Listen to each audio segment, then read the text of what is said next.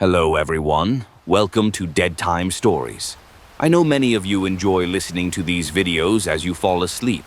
So, before you drift off, I'd love for you to leave a comment letting me know where in the world you're tuning in from. And if you're enjoying the story, don't forget to like and subscribe.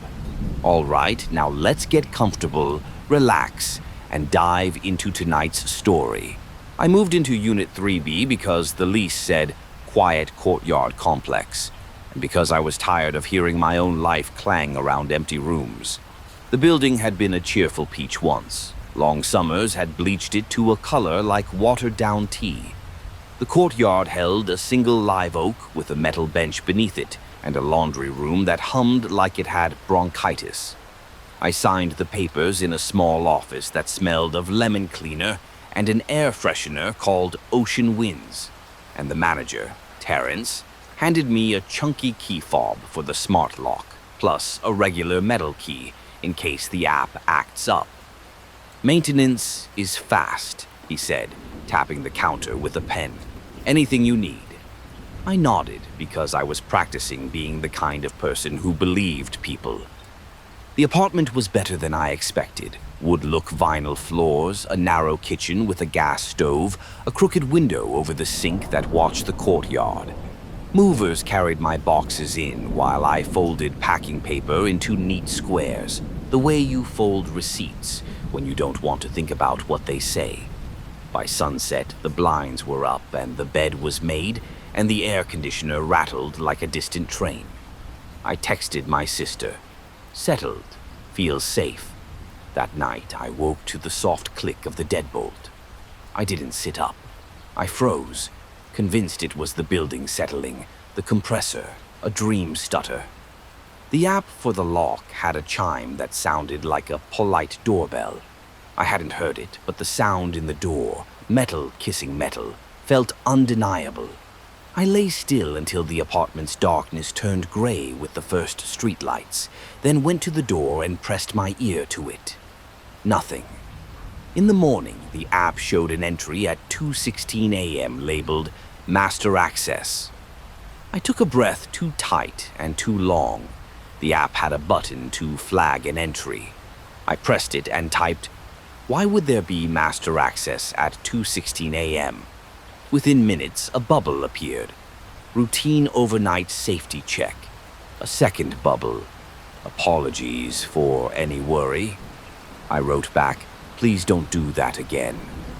Then I took a shower, dressed for work, and told myself I was glad I'd chosen a building that took safety seriously, even if their definition didn't match mine. I left early, pausing at the door to tug on the handle twice, 3 times, until the lock thunked with a finality I wanted to believe in. I work in purchasing for the city, which means my days are emails, bids, and rules, written to prevent mistakes other people already made. The office smells like paper and coffee, and the carpet has a pattern that hides stains and makes your eyes feel strange if you stare too long. I like it. There's comfort in paperwork, boxes to check, signatures to collect, progress you can file. By lunch, I had almost convinced myself I'd misunderstood the entry log. An hour later, I wasn't thinking about it at all because a vendor objected to a clause we'd cut and copied from a state template. "Your risk allocation is unreasonable," he said on the phone, as if I could seize the words and move them myself. I tried to sound calm and reasonable, the version of myself I write in emails. When I hung up, my hands were shaking in that tired, embarrassed way that feels like you've missed a step on the stairs. At 5:40, my sister called while I was in the parking lot. "You settled?" "Unboxed and everything," I said. "A strange entry on the lock log last night, but I think it's some building thing." "Change the lock," she said automatically. "It's a smart lock," I said, "and they have a master key." "Then change buildings," she said. "I'm joking, mostly." I didn't tell her about the hollow in my throat all morning, or the way I'd opened my front door to check the hinges before I left. I didn't tell her how the word master bothered me in a way I couldn't explain, like a too familiar hand on a shoulder. "I'm fine," I said. "I'll bring you by soon. There's a bench in the courtyard." Night came and I went through the rituals that make a place yours. Mug on the counter, knife in the second drawer, towel folded the way I like, long side first.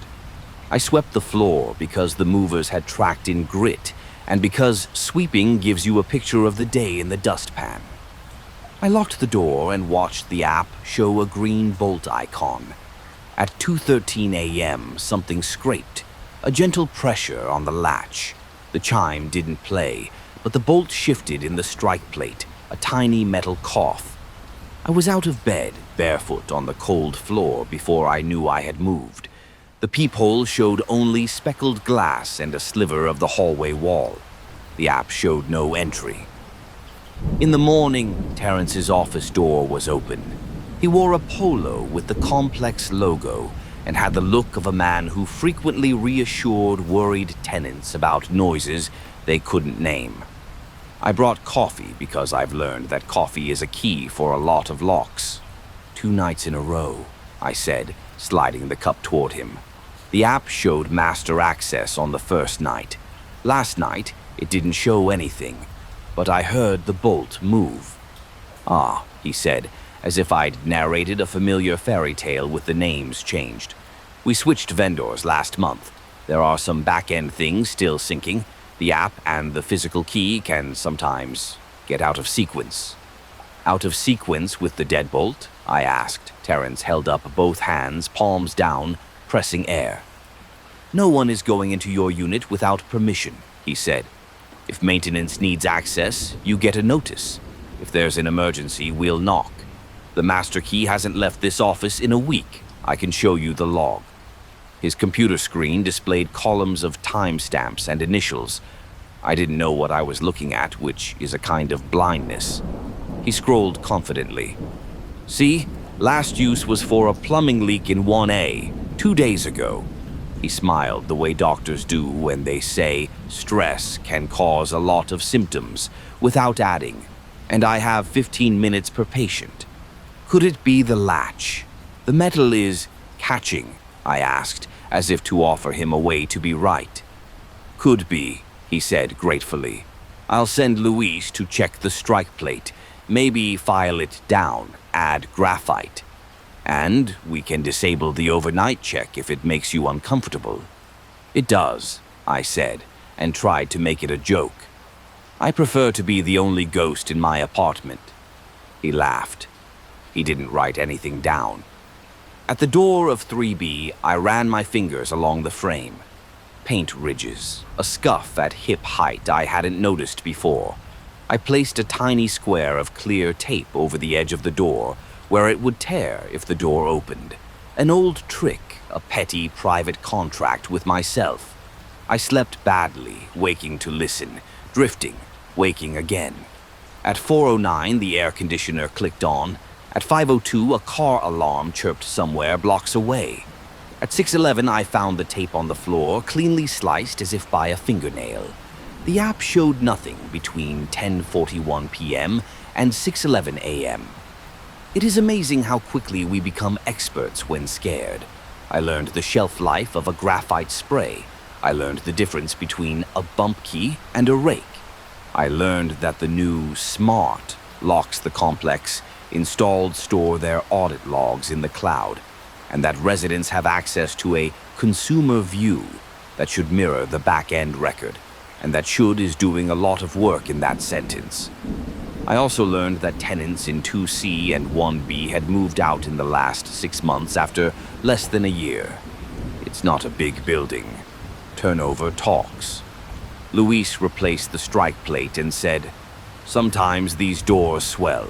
The weather makes them act funny." He was kind and careful with his tools and left the lock turning smoother. "If it keeps happening, you call, okay? Do you ever come up here at night?" I asked. He shook his head. "I'm off by 5. Terrence might. He likes to check things." He grinned. "He's a worrier." I bought a door wedge I could kick into place when I came home, a cheap camera facing the door, and a bag of cheap flour. On my kitchen counter, I spooned a thin line of flour along the baseboard from the door to the rug, a whisper of white no one would see in dim light. On the threshold outside, I swept the rug smooth with my hand, then pressed a coin into the corner, half buried. Before bed, I FaceTimed my sister and showed her the wedge in place. "This is overreacting," I said brightly, "but it makes me feel better."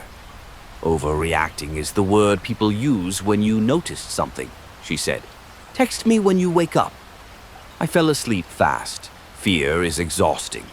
At 2:21 a.m., the camera made a small sound and a green LED winked. I sat up. The wedge vibrated, almost imperceptibly. Once, twice.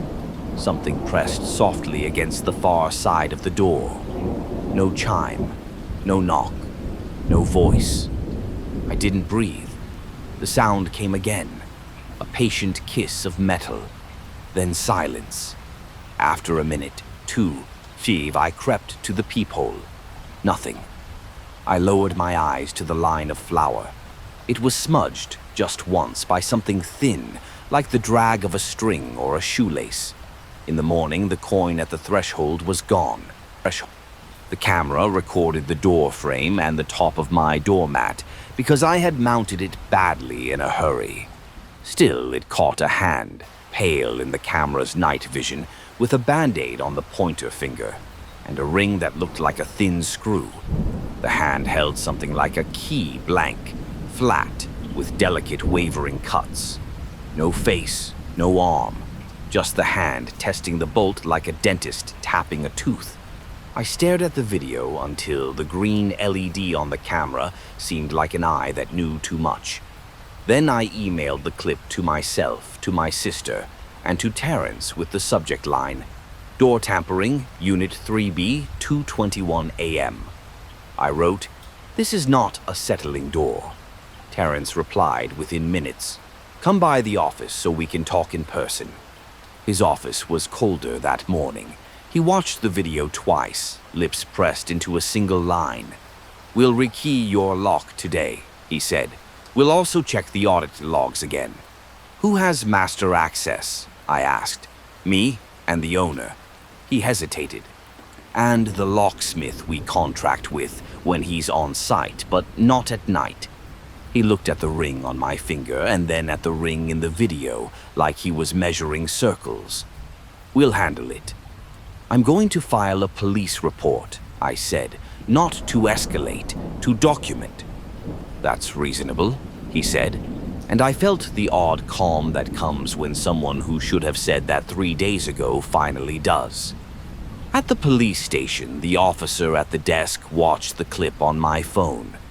"Weird," he said, which is not a category on any form. He handed me a card with a case number written in blue ink. "We'll add a patrol through the lot. Tell your manager to rekey. Get a dowel for the window." He paused. "You live alone?" "Yes." "Do you have anyone who can stay a few nights?" "My sister's got 2 kids. I'll be fine." I said it to make it true. Back home, Luis swapped the cylinder and handed me a new fob. I looked at his hands, clean nails, a smear of graphite on the thumb. No band-aid, no ring. I felt stupid for checking. That night, I set flour again. I watched the door until my eyes blurred. I woke at 3:04 to the sound of a heartbeat that was my own. The flour was undisturbed, the wedge still firm against the floor. The app log was blank. I drifted off. At 5:37, I woke to the scent of lemon cleaner, faint and wrong, like someone else's breath. I found it in the bathroom before work. The mirror had been wiped in a circle the size of a hand, leaving a ring of moisture like a halo. I had showered the night before, and I always open the window. Glass dries. Life gets on with it. This was new. The hair on my arms rose. I looked for anything else moved. towels, the small bottle of lavender oil on the back of the toilet, the angle of the bath mat stripes, and told myself that this is how we drive ourselves mad with pictures of our private museum. Then I saw the detail I had missed, a dot of gluey residue on the door frame, just above eye level, as if something small had been stuck there and peeled away. A keypad camera, a pinhole, a sticky note. I stood on the edge of the tub and peered. The paint had lifted in a rectangle the size of a postage stamp. I tasted metal at the back of my tongue. At work, my focus shattered like sugar glass. I sent emails with words in the wrong order, renamed a file, final, really final, and then hunted through folders for its earlier versions because I no longer trusted the most recent thing. On my lunch break, I pulled up the county's public records and searched the complex's address. The owner's LLC had changed hands twice in the last year. The locksmith on the permit pulled for the lock upgrades was someone called M. Cardoza. The name was attached to 2 other properties in the city and a news story 3 years old about a string of burglaries that were possibly connected. I read it twice, measured my own tendency to connect dots that maybe weren't there, and printed the article anyway. At dusk, I sat on the bench under the live oak. A woman from 2D, Eerie, came out with a bag of trash and a face like a question. "You're in 3B, right?" she asked. "I'm Ari." "Sophia," I said. "I don't mean to be strange, but have you ever had anyone try your door at night?" She didn't blink. "Yes," she said. "Last winter. I told Terrence and he said it was the wind. We don't have a wind that knocks." She tied the trash bag hard. "My boyfriend stayed a few nights after that and it stopped. Then he moved out. It started again. I put a chair under the handle. That stopped it. For now."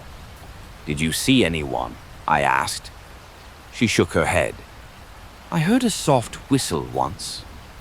She tried to laugh, but it came out thin, like a dentist in the hall. We stood there a moment, 2 strangers stitching our stories together into a shape big enough to show someone else. I wanted to cry from the relief of being believed, from the knowledge that belief is its own form of power and its own burden. "Text me if anything happens," she said, tapping her number into my phone. "Even if it's nothing. Nothing is how it starts." I bought a cheap motion sensor and put it in the bathroom, facing the mirror, because nothing in my life had ever required that sentence before, and that fact angered me in a clean, useful way. I stuck a strip of tape over the mirror's lower edge and wrote the date on it, date 0714, and drew a line with a pen so thin that even I might miss if it moved. Control is a myth, but sometimes its rituals help. At 2:06 a.m., my phone vibrated. Motion detected. Bathroom. I went cold, quiet, animal. The wedge was still firm. The app showed nothing. The camera near the door recorded only the door. I got out of bed and moved through the apartment with the blank calm of someone who has stopped arguing with the truth. In the bathroom, the shadow was not a shadow. It was a shape at the edge of the window, a darker square where the screen should be. I flipped the light and saw the frame pushed inward, a hair. The latch flexed. Someone had slipped a thin tool between the window and the frame, lifted and let it fall. Testing, patiently, over nights. The sensor blinked once and went still. I listened. The air outside was the hum of the building sleeping, a distant siren, the insistent thrum of a world that does not stop for private terror. I stood on the rim of the tub and pressed the latch to seat it, then pushed a wooden dowel into the track. My hands shook so badly that I nearly dropped it. When I lay back down, I didn't close my eyes. At 3:12, I texted Ari, "Bathroom window." A second later, "I'm awake, if you are." She replied, "Come down if you need to." Then, "I have a baseball bat I hate. We can hate it together." I laughed soundlessly into the dark and felt a strange strength rise, A simple defiance that announced itself not with bravery but with persistence. I was here. I would not go quietly or alone. In the morning, the manager's office was locked. Terence arrived late, hair wet, shirt untucked. I held up the sensor photo, the video, the still of the window latch. "I need the owner's information," I said, voice steady. "I need to know who else has keys. I want the locksmith's contact." "We'll take care of it," he said too quickly. "I'm filing a complaint with the housing authority," I said, and set the printed news article on his desk. The headline included Cardoza's name. His face changed very slightly, a small failure of control like a tremor in a cup of water. "All right," he said, "let me make a call." The call brought Mr. Cardoza to the property at noon. He was younger than I expected, maybe late 30s, with close cropped hair and a polite smile that shut off and on like a switch. He wore a polo tucked into slacks and had a leather tool roll under his arm. The band-aid on his pointer finger was old. The glue at one corner had grayed and curled. "Miss Reyes," he said, offering his hand. His grip was dry and quick. The ring on his middle finger was not jewelry at all, but a thin, knurled metal loop, the kind used to hold a stack of small keys. "You installed the locks," I said. "My company did," he said. He took in my door camera in a glance that lasted a little too long. "Terence says you've had some odd entries." "Not entries," I said. "Attempts." He nodded like we were sharing a secret, then knelt and worked at the lock with one of his small tools. "These models are very secure," he said, "but nothing is perfect. Your deadbolt is aligned now. The app sync is occasionally off. I can put a note on your profile to disable master access. I can also install a secondary latch inside." "I want a list," I said, "of anyone who has used master access on my unit since I moved in." "That I can't give you," he said pleasantly. "Privacy policy." "It's my privacy." "It's everyone's," he said, and that was the first time I disliked him enough to catalog it. He added a latch while I watched, hands smooth, movements efficient. "This goes on me," he said as he tightened the last screw. "No charge." When he left, I locked the new latch and unlocked it and locked it again, feeling both safer and watched. Ari texted. He came to 2D2, said he was checking all the doors on the 3rd floor. Did he have a band-aid? "Yes," I wrote. "Same," she replied. At 2:18 that night, I woke to the small, empty click of my new latch being tapped with something metal from the outside. Testing. Patiently, as if a man were inventing a key by touch, learning my lock the way you learn a word by repeating it. I stared at the ceiling and felt, for the first time, a hot line of anger burn through the fear. I got out of bed, walked to the door, and spoke through the wood. "Go home," I said, voice low and clear. "I'm not alone, and we're not quiet anymore." On the other side, something paused. The building's night hum seemed to drain away so I could hear a single breath that wasn't mine. Close, patient. Then a soft, almost playful sound. 2 notes whistled under the breath like a question mark. The latch tapped once. A sleeve brushed the door. The floorboard outside creaked. Weight shifting. Ari texted. "You okay?" I typed without looking away from the door. "He's here." A second later, her deadbolt slid open loud on purpose. She flung her door wide and said, bright as daylight, "Sophia, you still want the bat?" Footsteps moved, not running, gliding. The kind of retreat that thinks it's invisible. I put my eye to the peephole and saw only the smeared hallway wall, the vague blur of the emergency light. Then, at the very top edge, a slice of a shoulder and the corner of a leather tool roll tucked under an arm.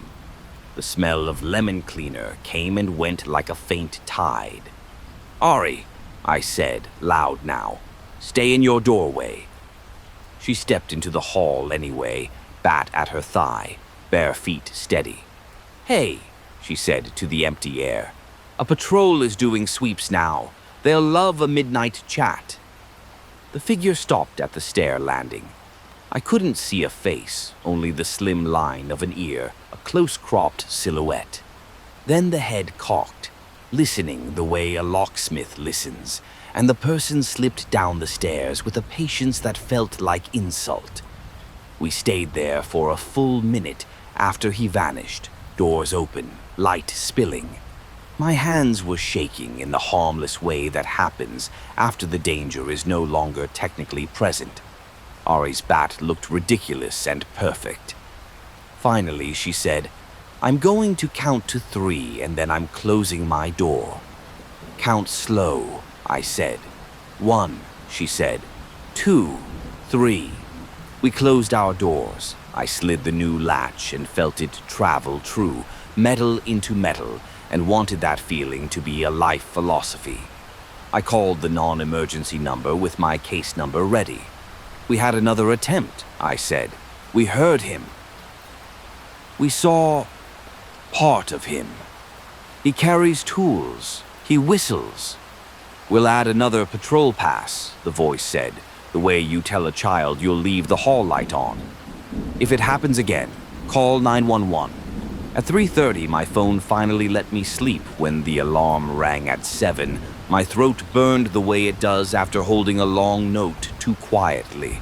On the hallway carpet near the stairs, I found a small curl of gray adhesive, like the back of a sticker that had been peeled. I picked it up with a post-it and sealed it inside. By noon, there were 3 of us on the bench under the oak.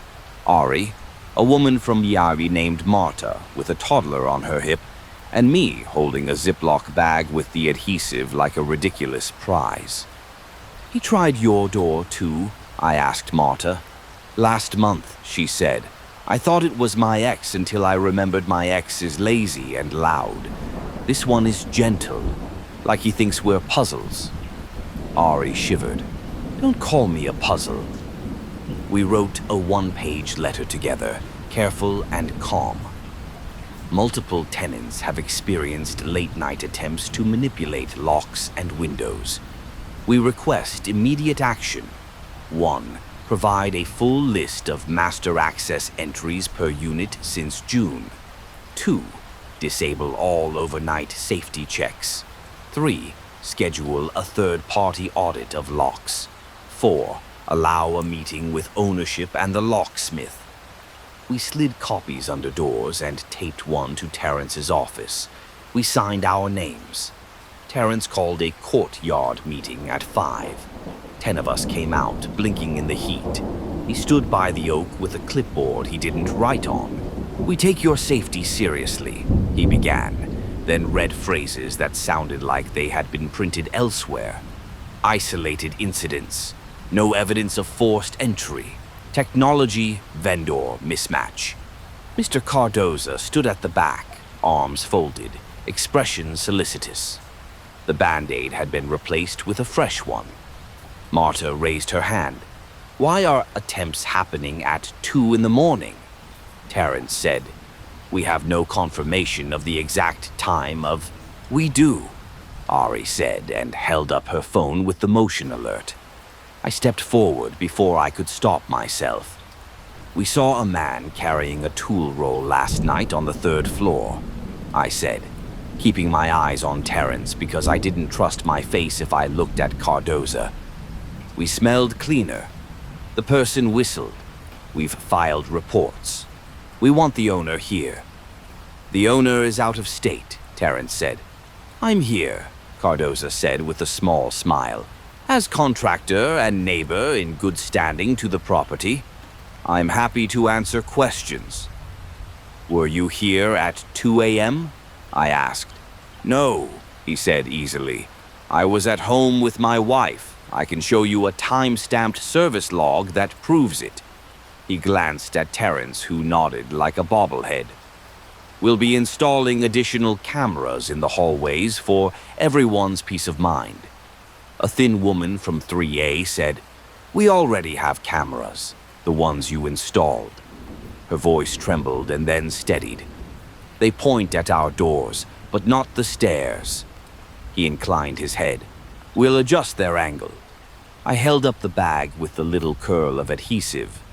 "What is this?" I asked.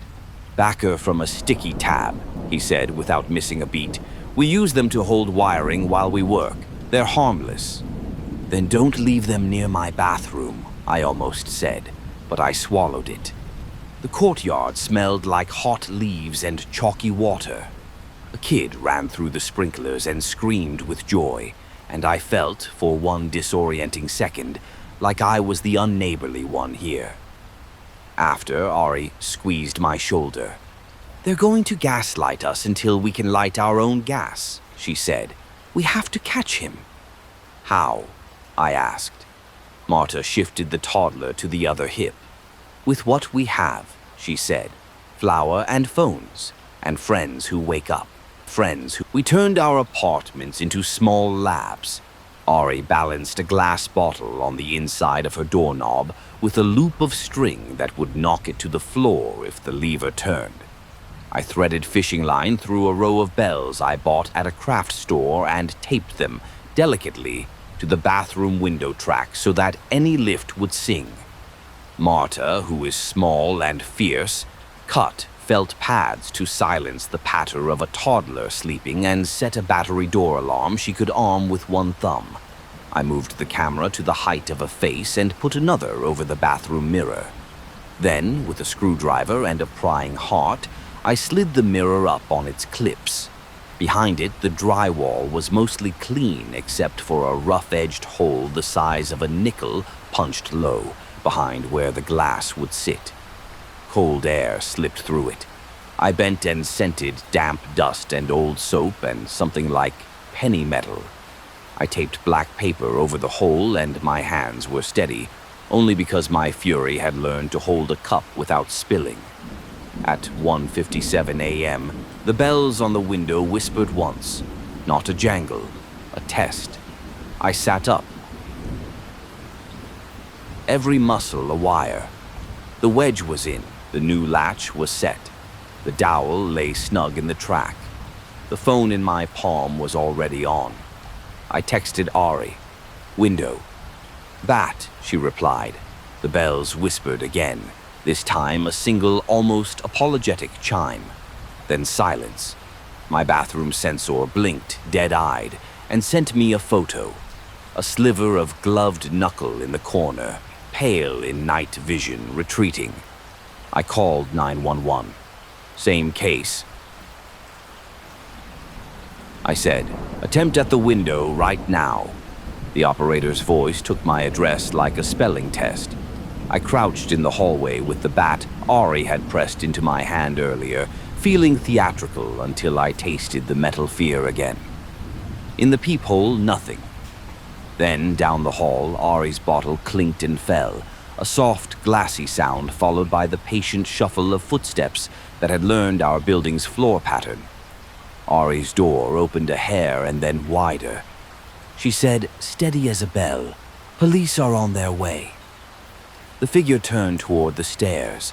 My camera caught the bottom half of a face above a high collar, the edge of stubble, the faint curved line of a smile that wasn't happy.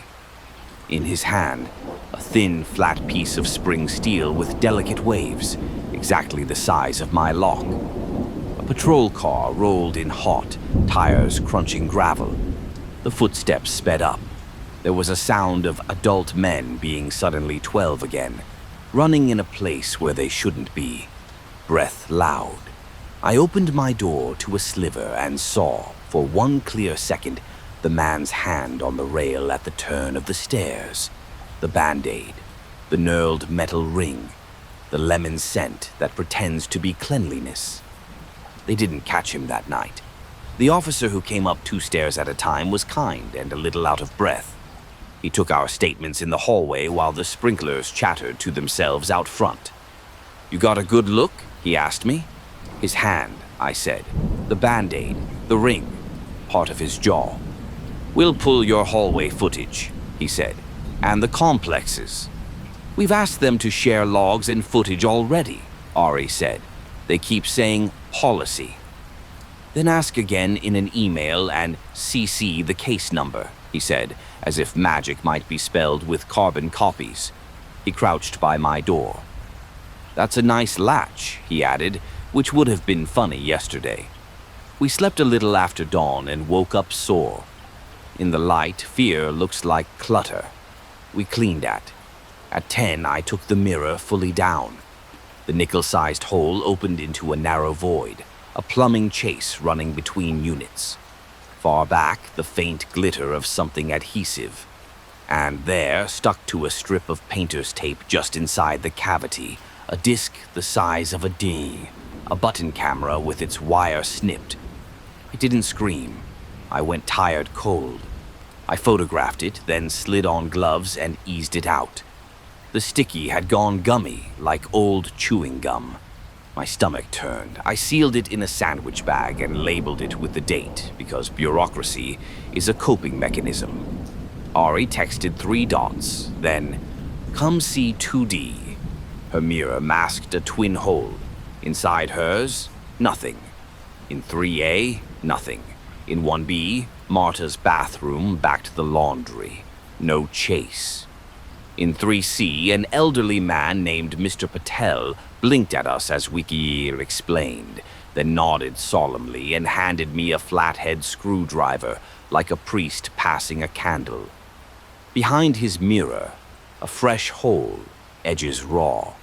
No camera, but a smear of lemon-scented adhesive on the drywall, bright as a signature. We made another letter, this time CCing the officer, the housing authority, and anyone with a city email whose title included compliance. Terrence's reply came quick and brittle. Any modifications behind mirrors were part of a building-wide moisture check to prevent mold. "In our bathroom walls," Ari wrote back. "With cameras?" "No cameras," he typed, categorically. I hit send on the photo. At 4, 2 detectives visited. They wore the kind of politeness that is actually authority. They photographed the chase, the button camera, the bells on my window. One said, "This suggests surreptitious recording, which is a different set of charges." And the other said nothing, just looked at the band-aid on my mental image the way you look at a partial fingerprint. They knocked on Terrence's door. Mr. Cardoza appeared as if summoned by a whistle only he could hear. He had no tool roll, no band-aid, and a printout of policy statements in his hand, and for a second I thought, maybe I made him up in the wrong shape. "Your men will need a warrant to search my supplies," he said pleasantly. "We're not searching your supplies," the detective said. "We're verifying retention policies for video and lock logs." I watched his face then. It did not change. That was somehow worse.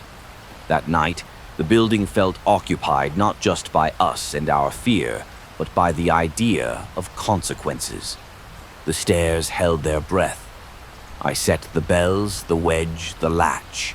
I lay down in a room that now contained all the ways I had learned to say no, and thought of the hole behind the mirror. Not big enough for an eye, but big enough for someone who loved puzzles to try to find a way through. At 2:11 a.m., the bells didn't whisper.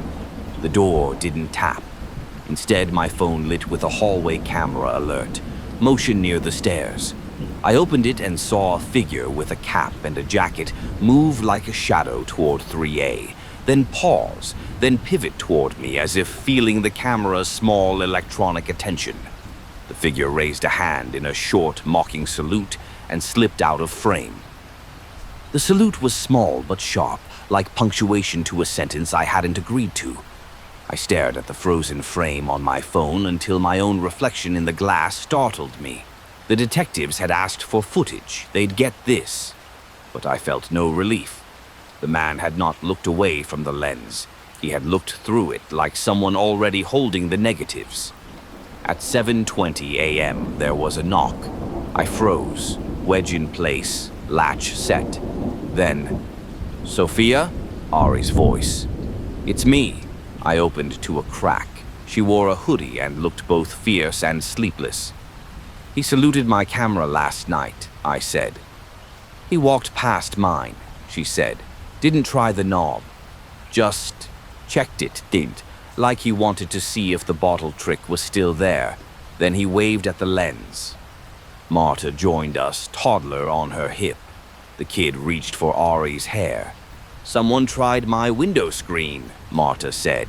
"Didn't get it off, but the corners bent." We sat under the oak again, 3 neighbors with coffee in paper cups, eyes ringed dark. The courtyard looked normal. Sprinklers, laundry lines, the hum of compressors, but it felt like the kind of normal you paint over rot. "I can't keep doing flower and bells," I said. "I need a lock he can't test, something final." "I looked it up," Ari said. "There are latches you can only open from the inside, hotel bars, chain locks. He can't bump those." "He'll cut the chain," Marta said quietly. "He's patient. He's practiced. He has tools we don't even know exist." The toddler banged a toy against the bench, a bright plastic knock-knock. None of us spoke for a while. By noon, I was at a hardware store 2 towns over, buying a hotel latch, a heavier wedge, a motion light. The clerk said, "Moving into a dorm?" And I said, "Something like that." At the register, my hands shook so badly, I dropped a pack of screws. Back home, I drilled into the door frame with headphones on to drown out the noise of my own fear. The latch set flush. I tested it 12 times, sliding the bar, dropping it, watching the door refuse me. That night, Ari texted, "Bar set?" "Yes." "Bottle ready, bat by bed." "God bless craft stores," I wrote back. At 2:03 a.m., the scrape came, slow, thoughtful, against the strike plate. Then the click of something slender probing. I held my breath. The latch vibrated once, twice, then stopped. A silence thicker than sound filled the hall. I imagined his head tilted, calculating, like someone who had discovered a new puzzle piece and was already planning how to cut it. I stayed awake until dawn. At 6:11, when the sun pushed pale light into the blinds, I opened the door. The wedge held, the latch sat firm, but taped to the outside of the peephole, placed with obscene precision, was a square of lemon-scented wet wipe, its moisture bleeding through to the glass. The detectives came again. One held the wipe with gloved fingers and dropped it into an evidence bag. "He wants you to know he knows," he said. "He wants me to see nothing," I said.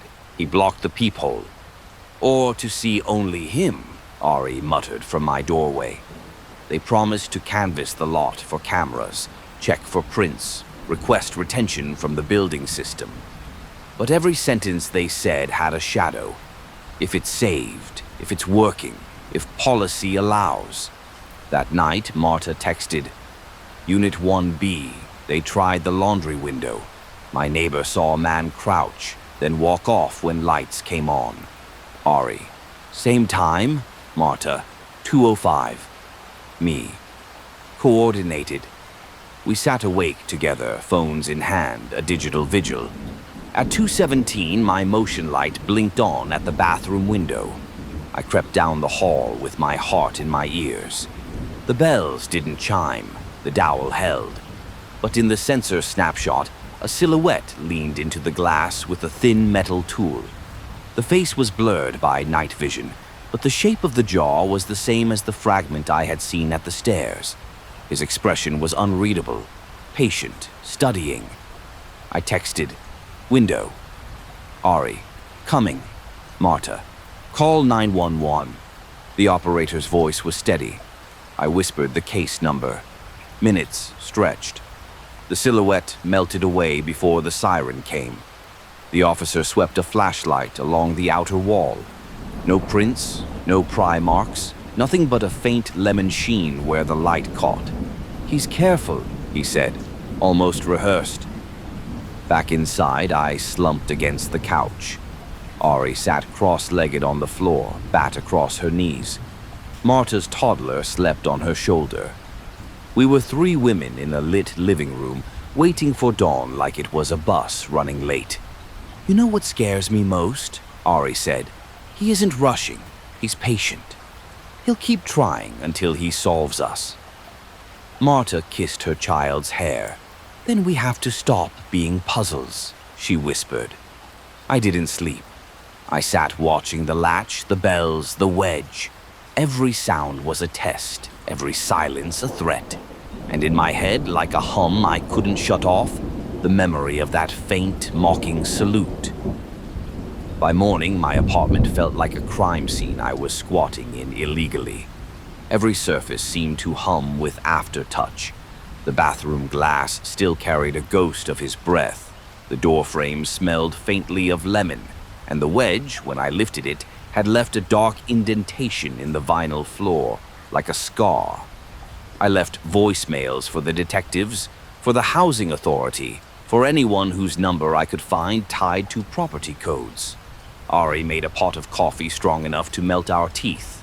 Marta kept her toddler busy with crayons at the kitchen table, her back rigid, eyes on the door.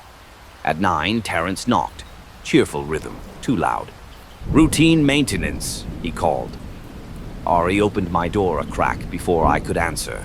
"Routine maintenance doesn't knock on 3 apartments at once," she snapped. He looked tired, hair flat from sweat. "You're scaring the other tenants," he said. "You've got police coming, detectives sniffing, notes under doors. Ownership wants calm. Ownership can come stand watch at 2 a.m., I said, stepping forward. "We have footage. We have evidence. We have a child in danger downstairs." His jaw twitched. "The official stance is no confirmed intrusions." I almost laughed. "Then you stand here tonight with us. Sit in my living room from 1 to 3. If nothing happens, you can file your stance." He blinked, caught in a trap he hadn't expected. "I'll see what I can arrange." Then he walked away too fast, shoes squeaking. "See what I can arrange?" Ari muttered. "That's not a promise. That's a prayer." At dusk, we gathered again under the oak. A few neighbors lingered nearby, hesitant satellites. Mr. Patel from 3C, the woman from 3A with her arms folded tight. People who had heard but not yet spoken. "Tonight," I said, "we keep lights on. We stay awake. If he tries again, we all come out. No one answers alone." Marta nodded. "A village watch." "It shouldn't have to be a village watch," Ari said, but she gripped her bat like agreement. At 1:42 a.m., I heard the bells whisper. This time, not the bathroom, my bedroom window. A low, dragging scrape, deliberate. I texted, "Now." Doors opened up and down the hall. Ari stepped out, barefoot, bat on her shoulder. Mr. Patel held his phone camera like a weapon. The woman from 3A had a flashlight beam so bright it painted the walls white. We moved together, a ragged little militia, down the stairs and out into the courtyard. The night air smelled of wet grass and chlorine from the pool. At the far corner, by the laundry, a figure crouched, too calm, too still, as if waiting for us. "Hey!" Ari shouted. The man rose slowly, tool roll in hand. His cap shadowed his face, but the jaw, the stance, the ring on his finger were unmistakable. He didn't run, he only tilted his head, listening. Then he whistled 2 soft notes, the same mocking question I'd heard at my door. The toddler cried upstairs, sharp and scared, and the sound seemed to puncture the air.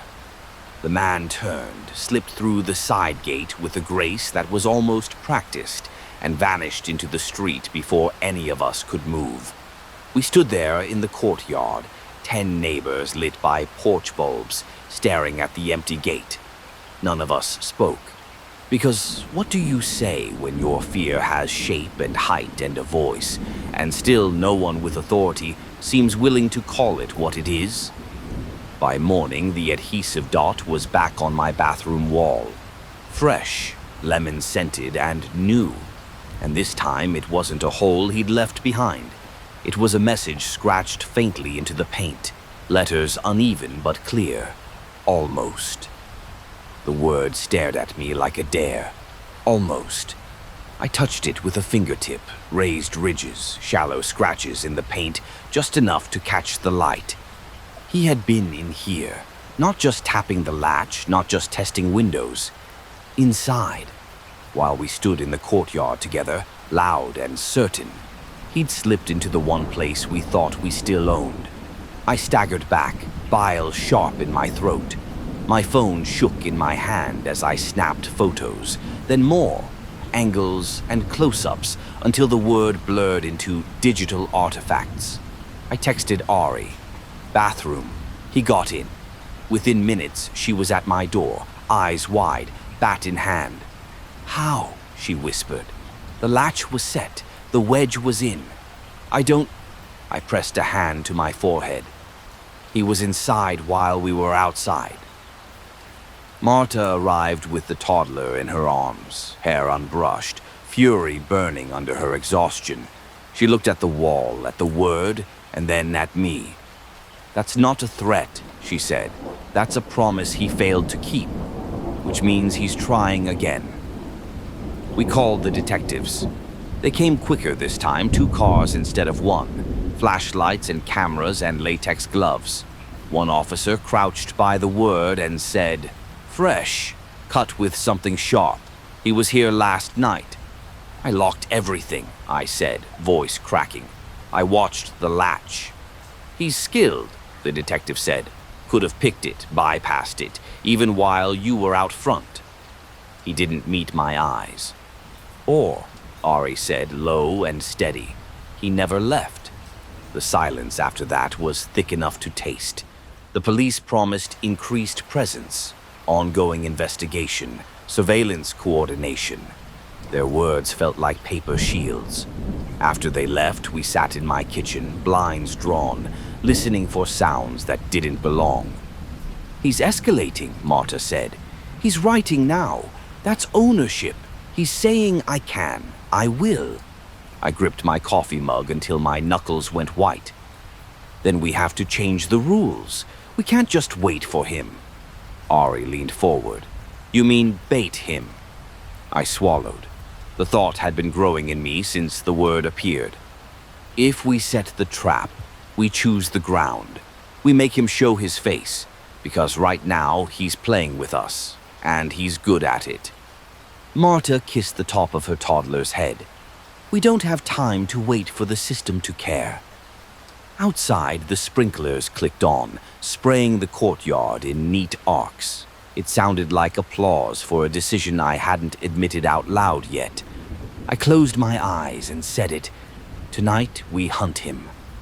The words hung there heavier than I expected. "Tonight we hunt him." Ari's eyes flicked to Marta, then back to me. "If we're serious, we do it right. No half measures. We can't afford to scare him off again. We have to catch him." Marta set the toddler's juice box down on the table with deliberate care. "Catch him and then what? We're not vigilantes."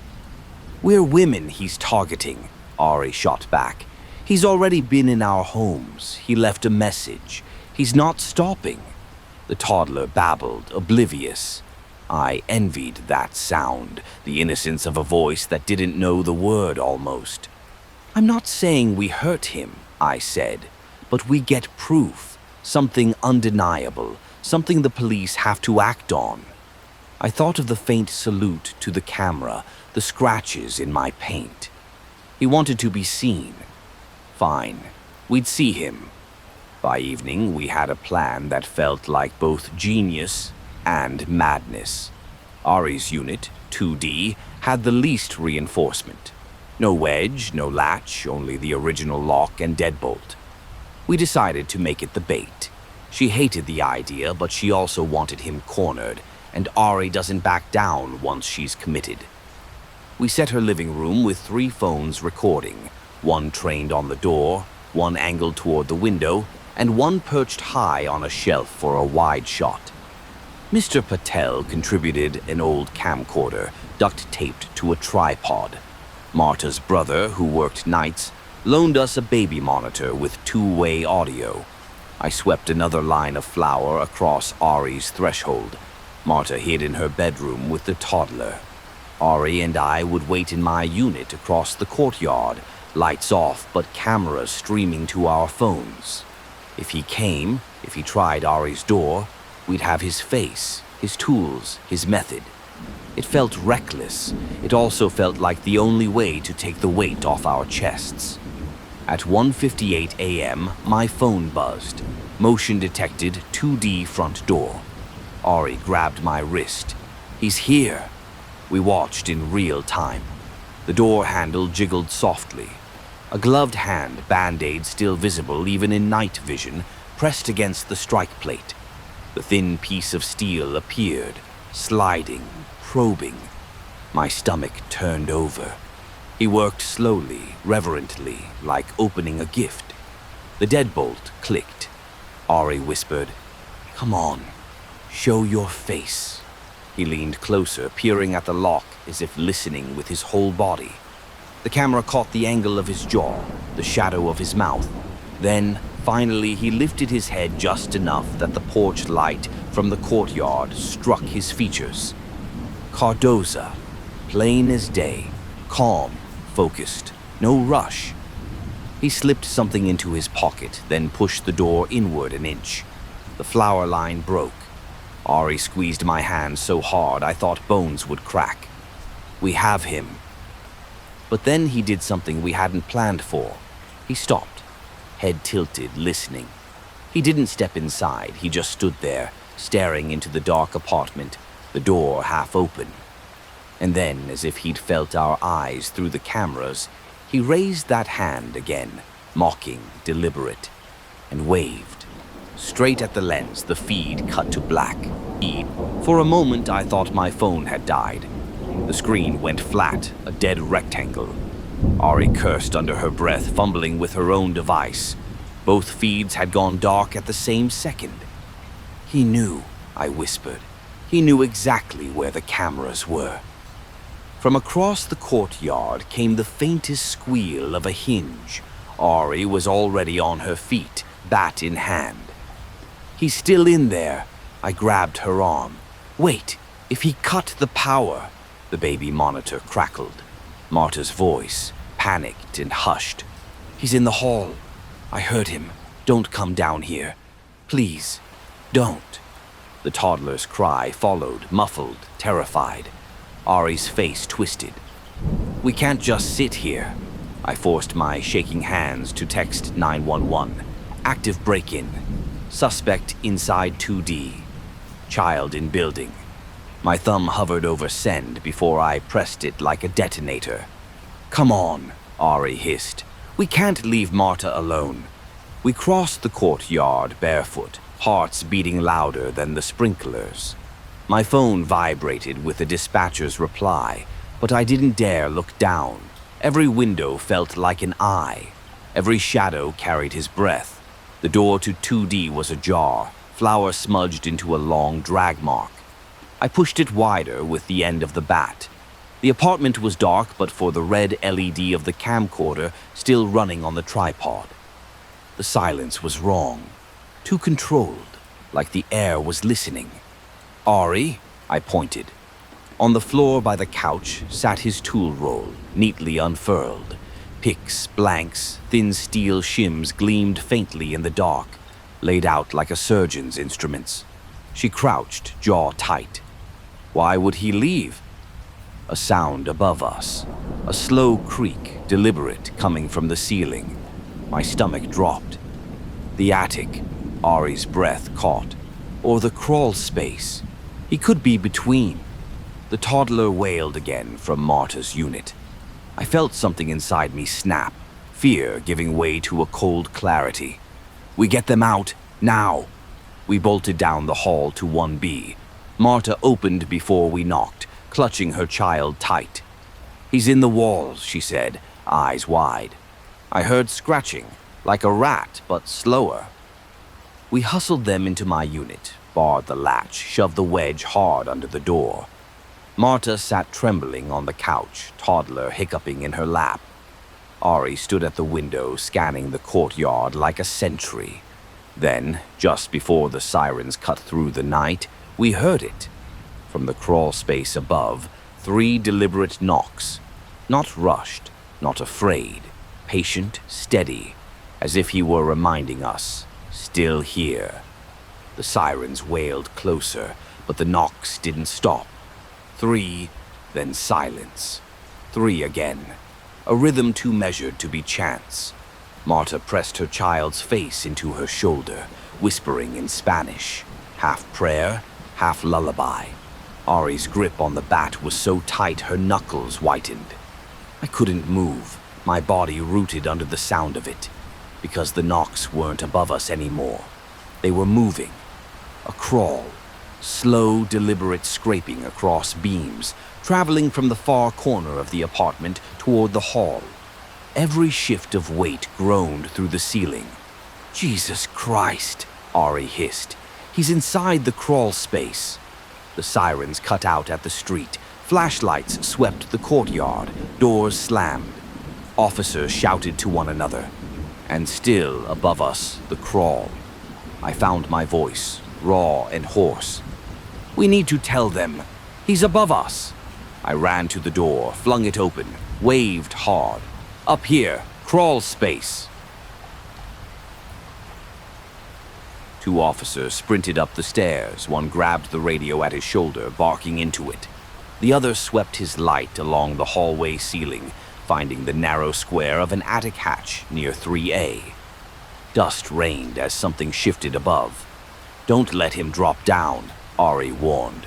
The officer yanked his baton free and slammed it into the hatch cover. It rattled but held.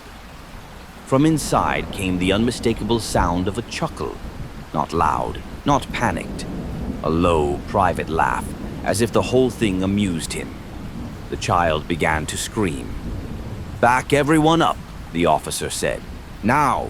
We herded into the courtyard, all of us. Tenants in robes and slippers, wide-eyed, clutching phones. The oak's shadow fell over us as officers swarmed the second floor. Ladders, bars, radios, the metallic clatter of weapons unholstered. For 10 minutes, we watched the hatch, expecting him to burst through.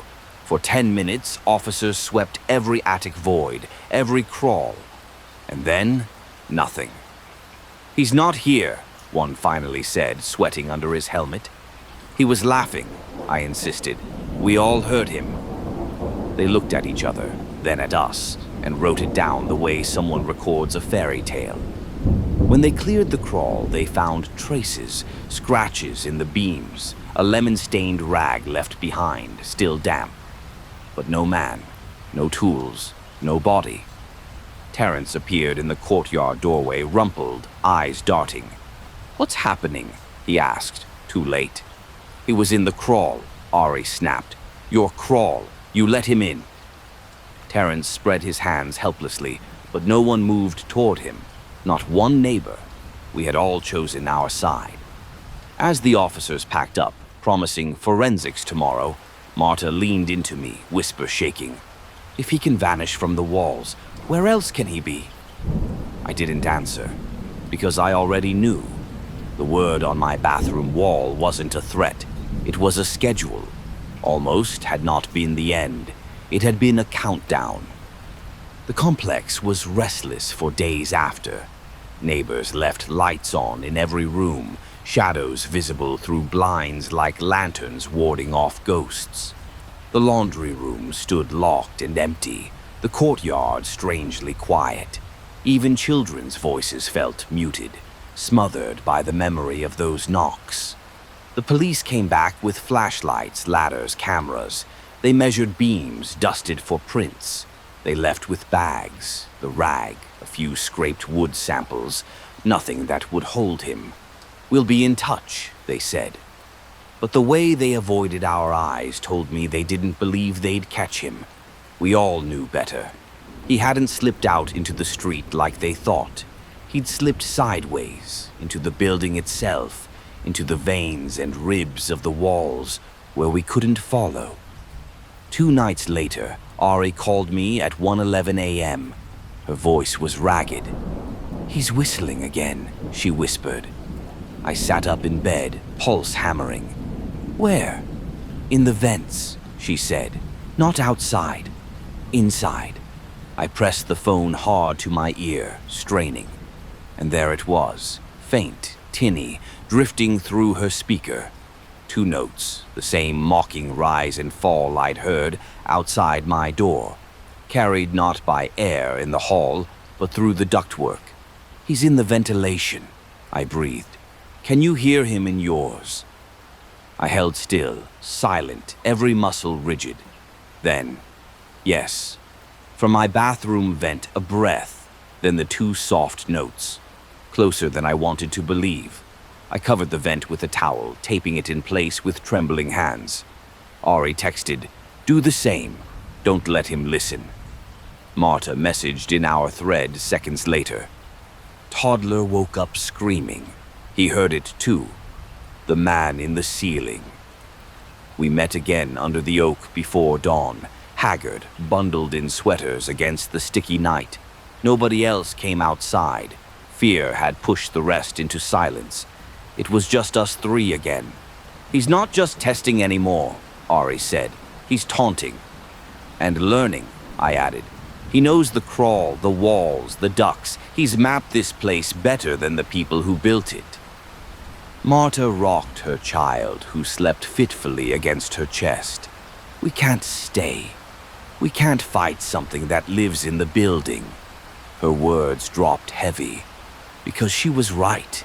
Yet when I looked at Ari, I saw her jaw set, her grip white-knuckled on the bat across her lap. "No," Ari said. "If we leave, he wins. This is our home. We make it uninhabitable for him." I thought of the word carved in my wall, of the laugh in the crawl space. I thought of the salute into the camera, and I realized he'd been unafraid because the building wasn't just his hunting ground. It was his house, and we were the ones who didn't belong, who didn't. The realization sat in my chest like ice. We were the intruders, not him. He didn't break into the building. He was the building. But Ari refused to bow to it. "Then we tear his house down," she said. "Expose every crawl space, every vent, every shadow he hides in. We smoke him out." Marta shook her head, rocking her child. "The police should do that, not us." "They won't," Ari snapped. "You saw them. They walk through, write notes, then leave. He knows the system better than they do. That's why he laughs." I felt the words scratch in my throat before I spoke them. "He isn't rushing. He's patient. He's been mapping us for months, maybe years. If we don't act soon..." My voice faltered. "Almost." Ari leaned forward, fierce. "Then tonight we make it never." We bought supplies the way soldiers scavenge weapons: duct tape, metal mesh, expanding foam. Marta's brother lent us a hammer drill. Ari borrowed an extension ladder from the maintenance closet when Terrence wasn't looking. By midnight, we were prying open vents, sealing them with mesh and foam. The hiss filled the air, acrid and chemical. We moved from unit to unit like ghosts, leaving scars on every vent cover. Mr. Patel helped, his old hands surprisingly steady on the drill. The woman from 3A held a flashlight while we stuffed insulation into the attic hatch. For the first time, the building felt united. For the first time, it felt like maybe he couldn't slip through us anymore. But at 2:46 a.m., the laughing started. It wasn't loud. It didn't need to be. A low, rolling chuckle muffled by walls but everywhere at once. Vent to vent, pipe to pipe, as if the building itself were breathing him out. Marta clapped her hands over the toddler's ears. Ari slammed her bat against the wall hard enough to dent the plaster. "Come out, you coward!" she shouted into the crawl space. The laughter didn't stop. It traveled. From the 3rd floor to the 2nd, then down toward the laundry, circling us. The building woke with it, pipes rattling, ducts groaning, wood beams popping as if in applause.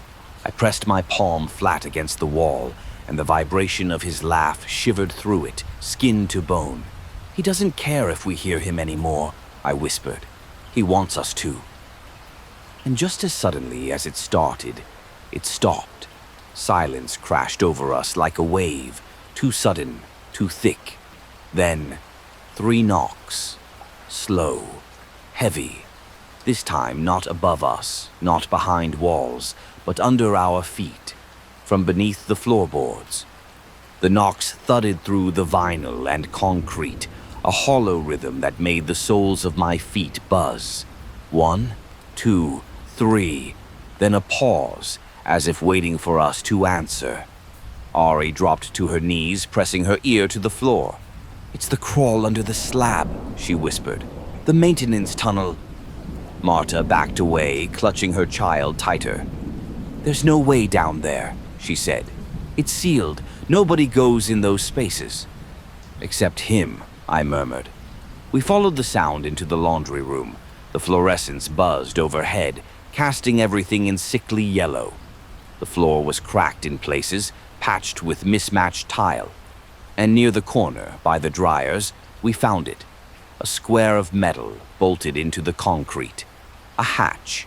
It looked ordinary, painted over, dusted gray.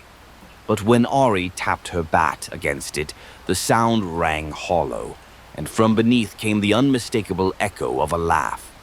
We froze.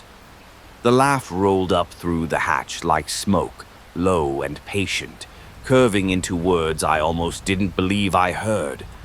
"Not yet." Ari staggered back, face white. Marta whispered a prayer in Spanish. My stomach clenched so hard I thought I might collapse. We ran, back into the courtyard, back to the oak, gasping for breath, like we'd surfaced from deep water. That morning we demanded answers. Terrence swore the hatch was nothing, just a drainage access. But his voice cracked on the lie. "Drainage doesn't laugh," Ari spat. The police came again, pried open the hatch. Beneath it, a dark, narrow tunnel lined with concrete, running under the complex. It smelled of mildew and lemon cleaner. Their flashlights found scuffs on the walls, handprints smeared in dust, empty food wrappers, a band-aid stuck to the corner of the tunnel like a signature. "It's been lived in," the detective admitted grimly. But when they climbed down with their weapons and their radios, they came back 30 minutes later, shaking their heads. No one there, no footprints fresh enough to chase. No man, no tools, just the echo of someone who knew how to vanish. That night, the knocks didn't come. No whistles, no laughter, only silence so deep it pressed against the walls. Marta took her toddler and left for her brother's. Mr. Patel said he'd stay with his daughter across town. The woman from 3A locked her door and didn't answer texts. By midnight, it was just Ari and me, sitting in my darkened living room, backs against the wall, bat across her lap, kitchen knife in mine. "He's not gone," Ari whispered. "No," I said. My voice shook. "He's waiting." The silence stretched, hour after hour. Till just before dawn, my phone buzzed with a single notification from the lock app. Master access, 4:12 a.m. And then, like a signature at the end of a letter, my apartment door handle turned once, gently, before going still. The handle twitched just once, soft, deliberate, like a finger tracing my pulse. I held Ari's arm to stop her from charging forward. We sat frozen, barely breathing, as if the air itself would betray us. The wedge held, the latch held, but the app glowed its green betrayal. Master access, 4:12 a.m. Ari whispered, "He has the system. He doesn't need keys anymore." I texted the detective with shaking hands. "Entry just logged. He tried my door. We're inside." No reply. Not yet. The silence stretched, thick and endless. Then came a sound more terrifying than the knocks, more invasive than the laughter. A voice, right at the crack of the door, low and calm, as if he were leaning in with his lips nearly brushing the wood. Closer than you think. My blood turned to ice. Ari gripped the bat so tight I thought the wood would snap. We didn't answer, didn't move. The voice chuckled once, and then the faint scuff of shoes retreated down the hall. At sunrise, when we finally dared open the door, the flour I'd poured across the threshold was disturbed, not by a footprint, but by words traced with a fingertip. Soon. The detectives came hours later, faces tight, voices clipped. They took photos, bagged the flour scrapings, but their words were useless. We'll increase patrols. We'll request the lock vendor's cooperation. We'll escalate. Ari confronted Terrence in the courtyard, shouting loud enough for every tenant to hear. He's in your system, your locks. He's living in your walls, and you're covering for him. Terrence stammered. I don't know what you're suggesting. You know, Ari snapped, jabbing the bat toward him. And if anything happens to her or any of us, it's on you. Neighbors peered out windows, but no one came down. That night, Marta texted from her brothers. Don't stay. Get out now. He's not afraid anymore. Ari refused. If we leave, we lose. We'll never sleep again. He'll follow. I wanted to believe her defiance could hold us up. But in my chest, I knew she was right about only one thing. He wasn't afraid. At 3:06 a.m., the sound came again, only not at my door. From above, the vent in my bedroom rattled, screws squealing as they turned. I stared, paralyzed, as the cover shifted a fraction. A shadow moved behind the grill, just enough to catch the light. An eye, watching. Then the faintest whisper carried through the ductwork, soft as a kiss. Almost. The word slid through the vent like smoke. Almost. Ari was beside me in an instant, bat raised, eyes wild. He's in the ducts! I couldn't move. That eye had frozen me, pale, unblinking, rimmed with dust and shadow. I felt it cataloging me the way he cataloged locks, latches, flower lines. Not looking, but studying. The vent cover rattled again, a screw loosening just enough to make the metal tremble. Then silence. Ari threw a chair under the vent, climbed, and slammed the bat into the cover. The clang rang through the room like a church bell. The eye vanished. Dust sifted down. She hit it again. "Get out of her walls!" she screamed. "Come out!" The building answered with a laugh, muffled, traveling through the ductwork like wind through a flute. It moved, first above us, then down the hall, then into the bathroom vent. The sound circled, taunting. I grabbed the baby monitor from the dresser and clicked it on, fumbling. The speaker hissed alive, and from every vent at once his voice poured through, closer now, as if the ducts weren't carrying him but amplifying him. "You can't bar a house from its owner." Ari froze on the chair, bat trembling. "Owner," she mouthed at me. My phone buzzed. A notification. Master access. 3:14 a.m. But the door hadn't moved. The latch was still set, the wedge still pressed into the floor. "He's playing with us," I whispered. "He's in the system. He's everywhere." The vent above us rattled hard, all screws shaking at once. Then the cover dropped, clattering onto the floor. A smell spilled out with it. Stale sweat, metal, and that sharp lemon cleaner sting. Ari swung the bat upward, but the duct was already empty. Just a dark square yawning above us, sighing cold air. The laugh moved away, fading down the line toward another unit. Then 3 knocks boomed from deep in the walls, vibrating the whole apartment. Ari jumped down, breathing hard. "We can't wait anymore. We take the hatch. We drag him out of his tunnels. Tonight." I stared at the black square of the open vent, dust still drifting from it like smoke. Or, I said, my voice breaking, he drags us down first. The open vent gaped like a wound in the ceiling, spilling its breath of cold dust and lemon. Ari stood beneath it, bat slick with sweat in her grip. "He's hurting us," I said, barely recognizing my own voice, "making us chase him where he wants." "Then we flip it," Ari snapped. "We chase him before he's ready." Her plan was madness, and I knew it. But the thought of another night like this, of more whispers, more eyes, more almosts, felt worse than madness. By dawn, we were back at the laundry room, standing over the hatch in the concrete floor. Ari had the extension ladder propped nearby, flashlight clenched between her teeth as she tightened her ponytail. I held my phone, thumbs trembling over the emergency dial. "If he's down there, we'll hear him," she said. "We'll see him. We'll drag him into the light." "And if he wants us down there?" I asked. "Then we show him we're not prey." The hatch screamed when we pried it open, rust tearing loose in flakes. The smell that rose up was damp, sour, threaded with that sickly lemon.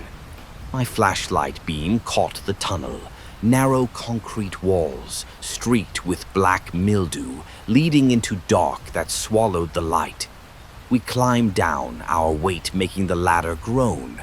The air pressed close, humid, vibrating faintly with distant mechanical hums, the building's pulse. The tunnel stretched in both directions. To the left, water stains and spider webs. To the right, scuff marks dark against the concrete, as though boots had dragged along the wall. "This way," Ari whispered. We moved slow, our footsteps echoing. Every sound doubled back on us, a chorus of our own fear. Then we saw it, a scrap of cloth, gray and stiff, caught on a jag of rebar. I lifted it with 2 fingers, a uniform shirt sleeve, maintenance issue logo faded almost blank.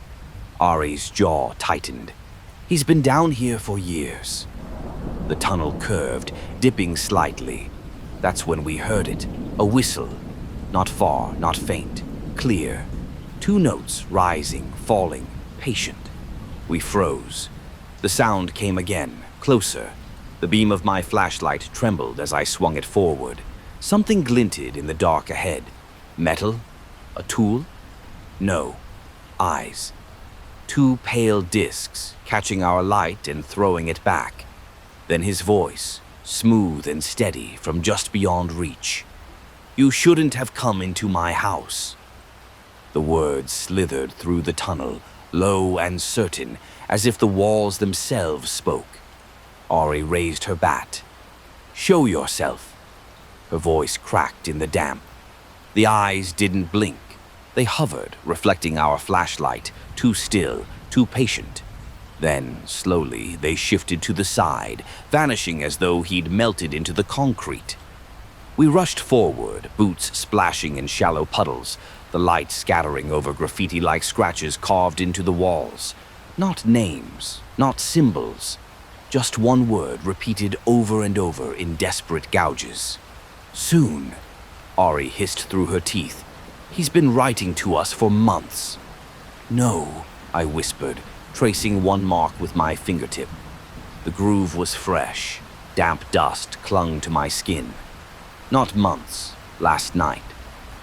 From behind us, 3 knocks, deep, deliberate, rattling the ladder we'd left in the hatch.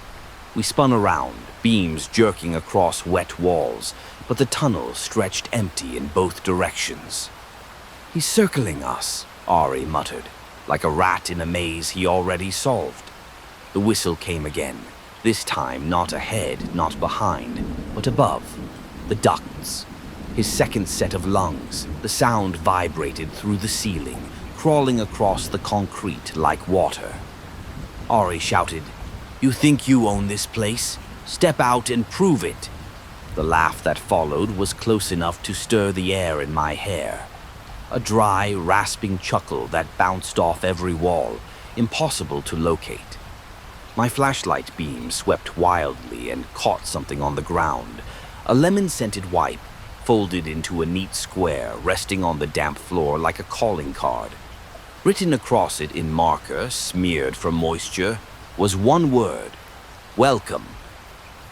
We didn't make it farther. The sound of boots, or the suggestion of them, slapped down the tunnel toward us.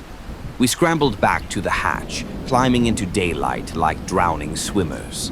The courtyard felt unreal, too bright, the oak tree swaying in a breeze we hadn't noticed underground. Ari collapsed on the grass, bat across her knees, eyes burning. He lives down there. He's built into it. I couldn't speak. The lemon wipe was still in my hand. I tucked it into a plastic bag, sealing the smell, the word, the proof. Because if we didn't leave tonight, I knew he'd be waiting not just in the vents or the floor, but in the one place we couldn't lock against him: our sleep. That night, I didn't even try to sleep. I sat on the floor with my back to the wall, eyes fixed on the vent Ari had battered shut with duct tape and mesh. Every sound from the building felt amplified: the hum of the fridge, the tick of the AC, the distant drip of a pipe. Each one felt like him, rehearsing his way closer. Ari stayed in my unit, pacing, bat tapping lightly against her palm in a steady rhythm. "We can't just sit and wait for him to crawl out of a wall again," she muttered. "If the cops won't move, then we make this place unlivable for him." "Unlivable for us, too," I said. She didn't answer. At 3:02 a.m., my phone lit with another master access notification. We both froze, staring at the door. The latch was still in place, the wedge still set. But the handle twitched, just once, like a testing finger. Then came the whistle. Not outside, not in the ducts. This time it slid up from beneath the floorboards, curling under us like a breath. The toddler's cry carried faintly from Marta's old unit downstairs, except Marta wasn't there anymore. Her brother had taken her 2 nights ago. Ari's eyes widened. He's mimicking him. The whistle turned into a laugh. I covered my ears, but the sound threaded through everything. The walls, the floor, even my chest, until it felt like my own ribs were laughing at me. Then it cut out, leaving a silence so heavy I wanted to scream just to break it. A notification buzzed, this time not from the lock app, from the camera I'd left facing the open laundry hatch. I tapped the feed open with trembling fingers.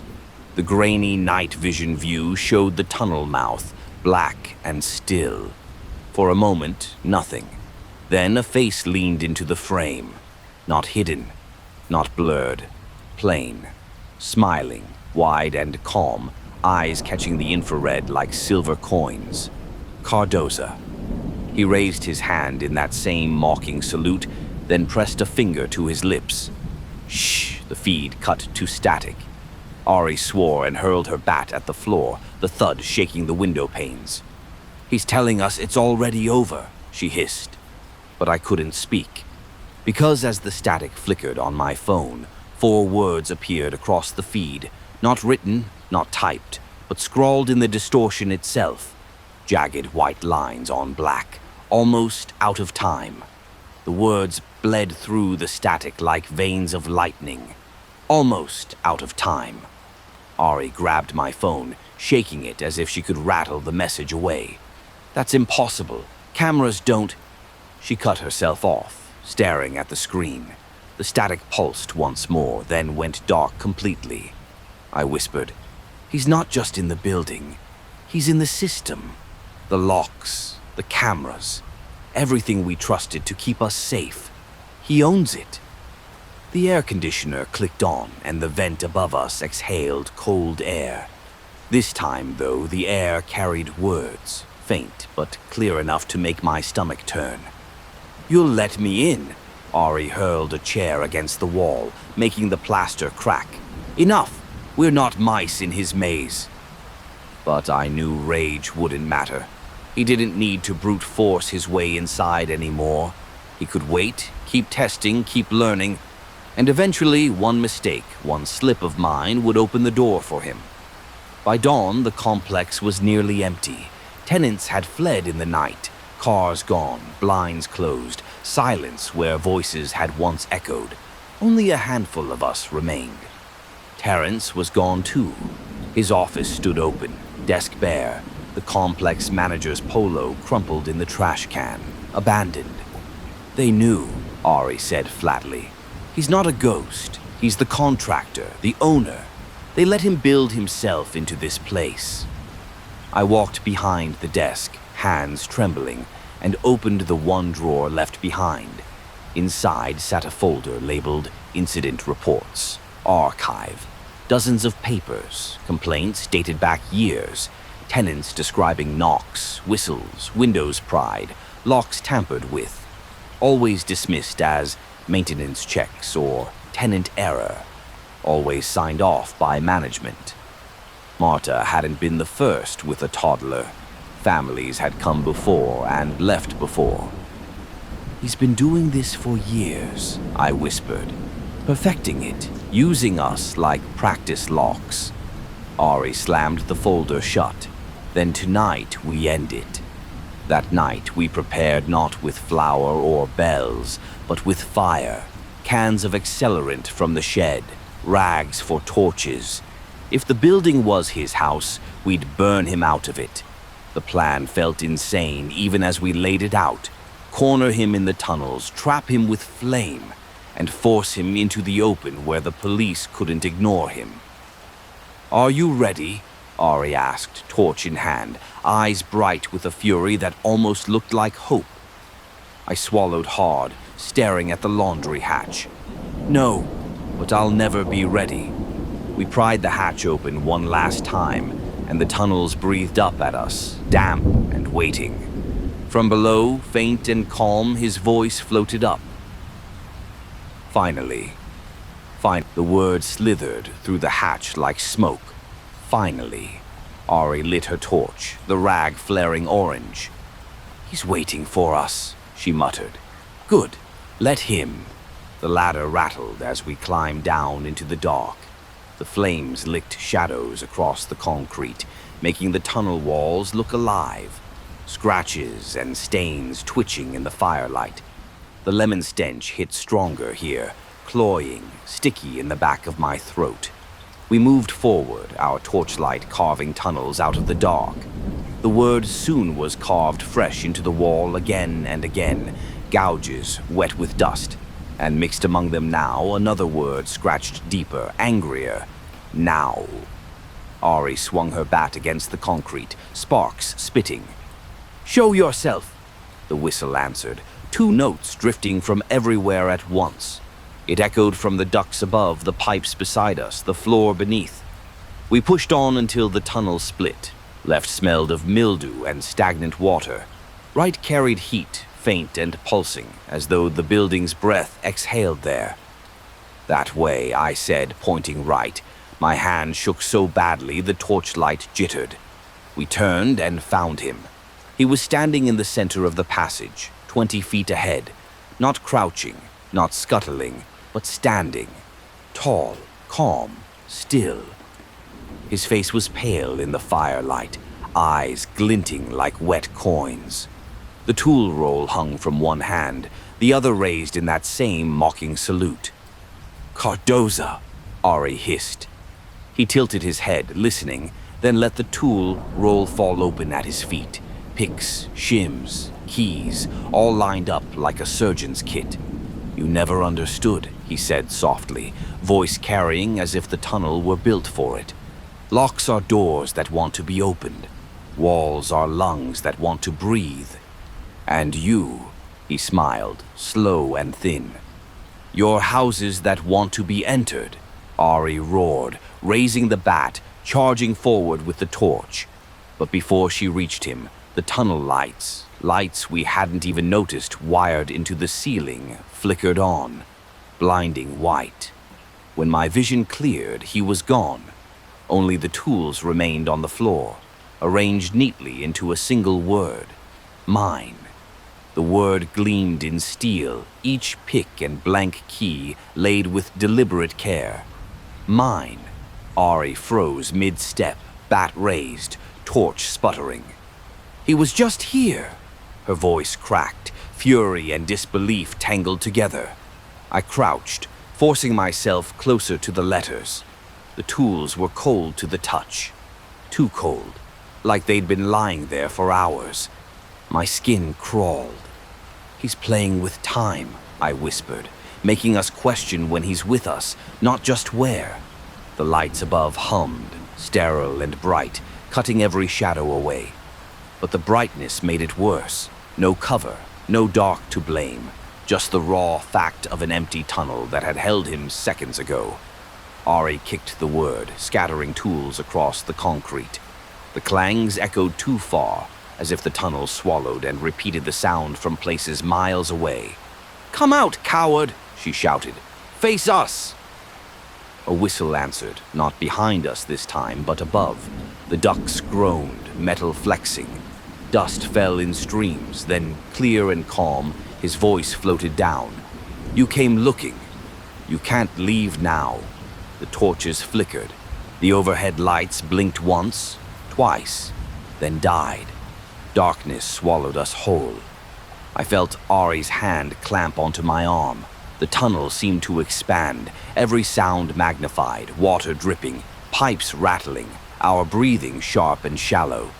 And beneath it, so faint I thought I imagined it, scratching. Dozens of little scratches, from every side. "He's not alone," I whispered. Shapes moved in the dark. Not full figures, not yet. Just the sense of them, brushing the edges of the tunnel, breathing stale lemon air. Ari swung the bat blindly, sparks bursting off the wall. "Back to the hatch," she shouted. But when we turned, the tunnel behind us was gone. Or maybe it was never there. The dark stretched on and on, the hatch erased, the way out sealed. The scratching grew louder, resolving into a rhythm. Not random. Not many. One hand tracing letters into the concrete right beside my ear. I raised the torch just as the flame sputtered back to life. On the wall, fresh and wet, carved deep enough to bleed dust. Almost in. The words glistened in the concrete dust. Almost in. Ari swung the bat at the letters, screaming, sparks flashing as wood met stone. But the wall only shuddered, shedding grit. The words stayed, dark and raw, etched too deep to erase. The scratching stopped. For one heartbeat, the tunnel went still. No whistle, no laugh, just silence so dense it pressed into my ears. I could hear my own pulse louder than anything else. Then the air changed. It wasn't sound this time, it was breath. A slow exhale sliding across my neck. Warm, wrong. I spun with the torch, and for a fraction of a second, the flame lit him. He was crouched inches away, close enough that the reflection of the fire shone in his wide, calm eyes. His face was pale, streaked with dust, mouth stretched into a smile too patient to be human. I screamed. Ari swung the bat. The torch guttered. When the flame steadied, the space was empty again. Only the echo of his voice lingered, a whisper leaking through the ducts and pipes and walls all at once. "You're part of the house now." We ran, not toward the hatch. We couldn't even find it anymore, but deeper, stumbling through turns we didn't remember. The tunnels looped back on themselves, walls scrawled with words that blurred together. Soon, now, mine. Every direction looked the same. Every corner hummed faintly with lemon scent. Ari's voice broke as she panted. "He's built a maze down here." "No," I said, the words tearing out of me. "We're not in a maze. We're in him." We turned another corner, and my torchlight caught something new. Doors, not hatches, not vents. Doors. 6 of them in a row, sunk into the concrete walls, each one painted the same dull peach as the apartments above. Numbers stenciled faintly across them. 1A, 2C, 3B, my apartment, Ari's, Marta's. All duplicated here in the tunnels, as if the building had grown its own reflection underground. The nearest door, 3B, was open a crack. From the gap spilled the faint glow of lamplight, warm and familiar. "My place," I whispered. My throat closed. That's my lamp." Ari yanked me back. "Don't. It's a trick." But then, from inside, I heard my own voice, soft, humming the same tune I hummed when I washed dishes. My knees nearly gave out. "That's me." The whistle rose again from every vent in every door, winding into a laugh that shook the concrete. Ari dragged me backward, torch held high. "He's not trying to get in anymore," she said, voice raw. "He already has." The door marked 3B creaked wider. I saw the outline of my living room beyond it, lamp glowing, couch in its exact place, the blanket I'd left folded on the arm. But it was wrong. The light flickered like a candle, and the shadows stretched too long, bending at angles no lamp should cast. And from the couch, my voice drifted out again, low and calm, humming. Then it broke into a whisper. "Closer than you think." I staggered back, bile burning my throat. "That's my voice." Ari shoved the torch toward the opening, daring something to reveal itself. The firelight reached inside, but the room stayed solid, stubbornly real. It looked so much like home I almost stepped through just to escape the stinking tunnels. Then the figure on the couch stood, my silhouette, my posture, my hands at my sides. The reflection of me turned, pale eyes catching the light, and smiled a slow, patient smile. Ari yanked me hard enough to hurt. "It's not you," she hissed. "It's him. He's wearing you." The other me tilted its head, listening. Then it spoke in my exact cadence. "Almost ready." The door slammed shut. The sound thundered down the tunnel, rattling every pipe and vent until dust poured from the ceiling. One by one, the other doors trembled, each shaking as though something behind them wanted out. Numbers blurred in the firelight. 2D, 1B, 3A. The whole complex doubled here, alive beneath the ground. Ari's bat trembled in her grip. "He's building replicas, every unit, every tenant, copying us." "No," I whispered, staring at the shut door of my apartment. "He's replacing us." The laugh that followed was closer than ever, rolling out of every door in unison. Then, from behind the door marked 2D, Ari's voice cried out, raw, desperate.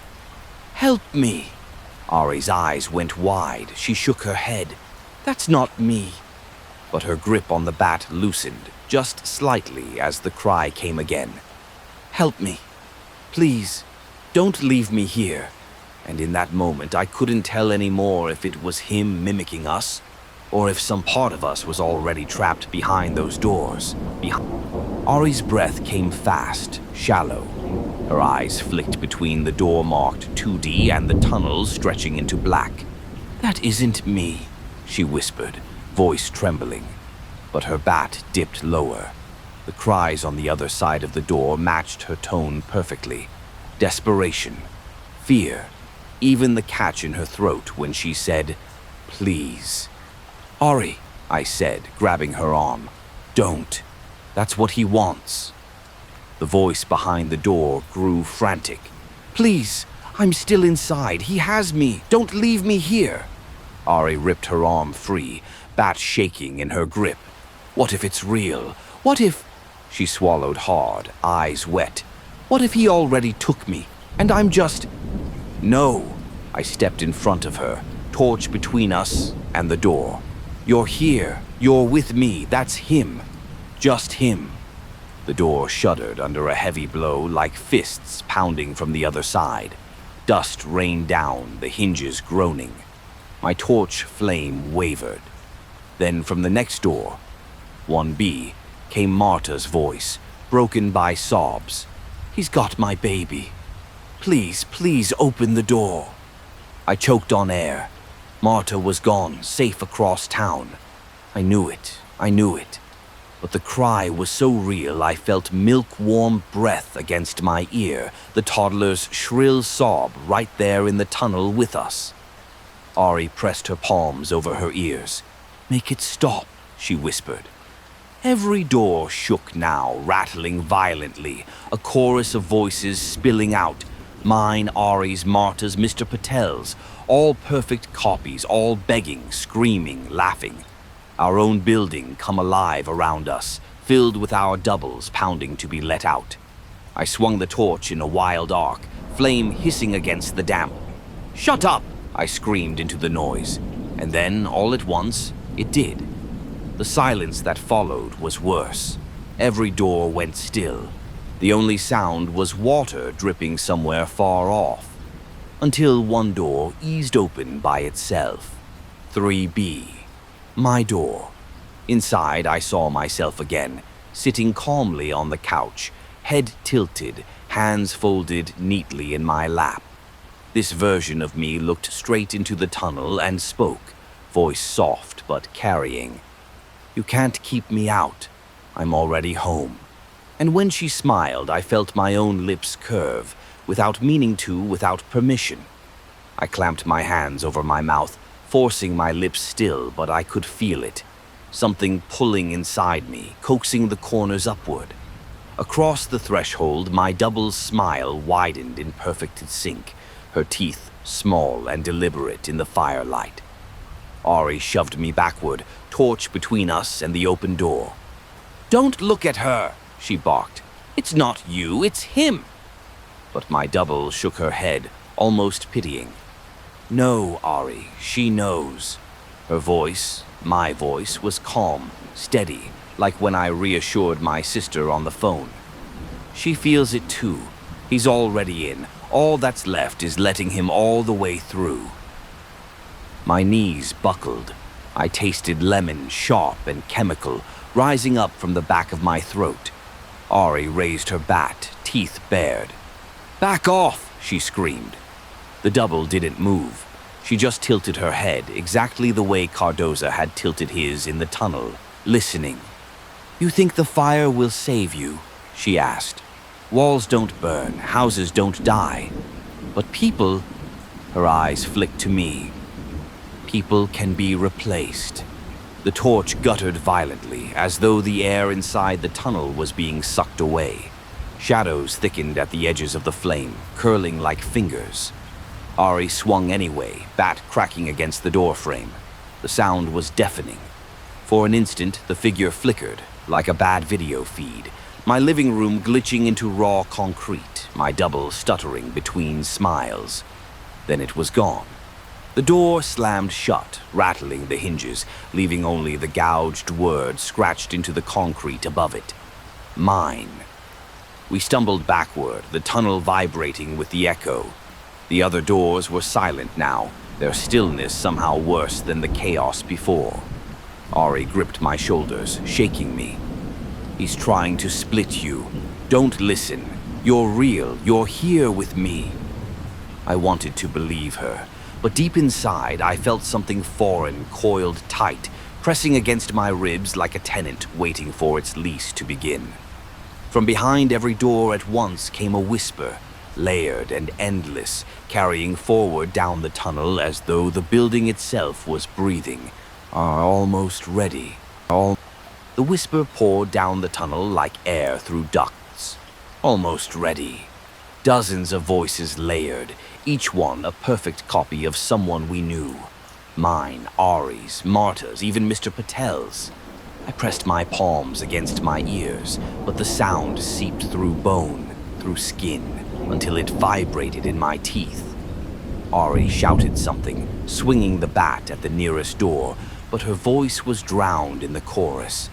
And then the doors began to open. Not all at once, slowly, patiently. Hinges groaning, paint flaking. A procession of doors easing wide as though answering a call. From 2D, Ari's double stepped out first, bat in hand, posture identical, even the way her hair stuck damp to her forehead. She locked eyes on Ari and smiled faintly. From 3B, my double followed, shoulders calm, head tilted. Behind her, my living room flickered faintly like static on a screen, glowing and fading. Then the others came. Marta's double clutching a silent, swaddled child. Mr. Patel's double shuffling forward with tame, empty eyes. Each of them perfect. Each of them wrong. Ari screamed, "Stay back!" and swung. Her double raised the bat at the exact same angle, bringing it down so the two weapons clashed in a shower of sparks. The tunnel rang with the sound of metal on metal, though one bat was wood. I stumbled back, torchlight spilling across the concrete. My double stepped closer, her smile gentle. "You're tired," she said in my voice. "Let me carry the rest." My throat closed. The lemon stench was overwhelming now, clinging like glue. My double reached out, hand extended. My hand, same pale scar across the knuckle, same bitten nails. I couldn't move, couldn't breathe, until Ari's roar split the tunnel.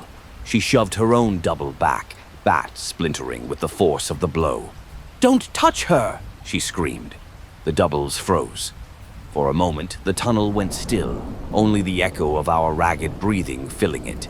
Then, from the shadows behind them, he stepped forward. Cardoza, real, solid, pale in the torchlight. His eyes glinted silver, his smile calm as ever. "You've done well," he said softly. "You've opened every door for me." The doubles turned their heads in unison toward him, as if waiting for instruction, and he spread his arms, voice rolling low through the tunnel walls. "Now it's time to move in." The tunnel vibrated with his words. "Now it's time to move in." The doubles shuffled forward in unison, their footsteps echoing hollow, too even, like they weren't walking but being carried by the building itself. My own reflection never looked away, her eyes fixed on mine, hand still outstretched. Ari shoved me behind her, raising the splintered bat like a shield. Over my dead body. Cardoza's smile never wavered. "That's how houses are built, Ari. Old wood broken down, new beams set in place, decay replaced by foundation." His voice filled every seam of the tunnel, vibrating in my ribs. "She's already hollow, ready for me." "No," I gasped. My voice sounded small, almost childlike against his. "I'm still here." But even as I spoke, my double whispered along with me. Perfect timing, perfect tone. The words folded together until I couldn't tell which was mine. Ari swung. Her bat cracked against one of the doubles, but instead of falling, it absorbed the blow. Like hitting damp plaster, the wood sank in with a sickening squelch before pulling free. The double kept walking, smile unbroken. "They're not people," Ari snarled. "They're shells." Cardoza tilted his head, listening, eyes gleaming. "Shells become homes, homes become alive, and once I live inside them," he tapped his temple, "I never leave." The doubles closed in. Marta's copy cradled her silent bundle closer, lips parting in a soft croon that made bile rise in my throat. My double's hand brushed my arm, warm, familiar, mine. For a heartbeat, I wanted to give in, to let the exhaustion drop me into her embrace. Ari screamed and thrust the torch between us. Fire flared, smoke filling the tunnel. The doubles recoiled, not in pain but in stillness, like mannequins waiting for the smoke to clear. Cardoza's smile flickered, just slightly. "He doesn't like the fire," Ari hissed. "We can push him back." She swung the torch in wide arcs, flames painting the walls, smoke stinging my eyes. The doubles froze again, their shapes trembling as shadows bent across them. Cardoza stepped backward into the dark, his voice lower now, almost tender. "Flame burns wood, not walls. You can scar my house all you want." His eyes locked on mine. "But she's already mine." The torch sputtered, flame shrinking. Smoke curled upward. The doubles began to move again, slow and steady. And in the smoke on the tunnel wall, words appeared fresh, carved deeper than before, dust spilling from each cut. Only one of you leaves. The carved words bled dust onto the floor. Only one of you leaves. Ari swung the torch, coughing in the smoke. Back up, she barked. We'll force them toward the hatch. But there was no hatch, only the walls and doors, stretching endlessly behind the doubles. The tunnel had shifted again, rearranging itself around him. My double stepped closer, eyes calm, hand extended. She whispered, "Come with me. Let go. You'll never feel afraid again." Her hand was warm, almost comforting. I shook my head violently, tears stinging. "I'm not you. You're not me." Her smile widened. "Then who are you?" The question cracked through me like glass, because in that moment, surrounded by echoes of us, I wasn't sure I had an answer. Cardoza's voice slid over the sound of my pulse. Every house has one soul, one tenant. Two can't live in the same place. His eyes gleamed silver in the smoke. So the house decides which one stays. The doubles lurched forward. Their steps were inhumanly steady, synchronized, like walls closing in. Ari thrust the torch into Marta's double's swaddled bundle. The cloth erupted in fire. Instead of screams, the double simply unraveled. Skin collapsing into ash, eyes caving to smoke, body crumbling into gray dust that hissed on the wet concrete. The others froze again, heads tilting as if recalibrating. Ari grinned, feral, firework, but my double didn't flinch. She stepped through the smoke, hand still reaching, lips whispering in my exact voice. "Almost ready." Behind her, Cardoza's silhouette blurred, as if the smoke itself wrapped around him like a cloak. The torch sputtered, flame shrinking. Ari cursed, shaking it violently. "He's starving it. He's choking the air." The doubles surged again, faster now, hands outstretched, smiles fixed.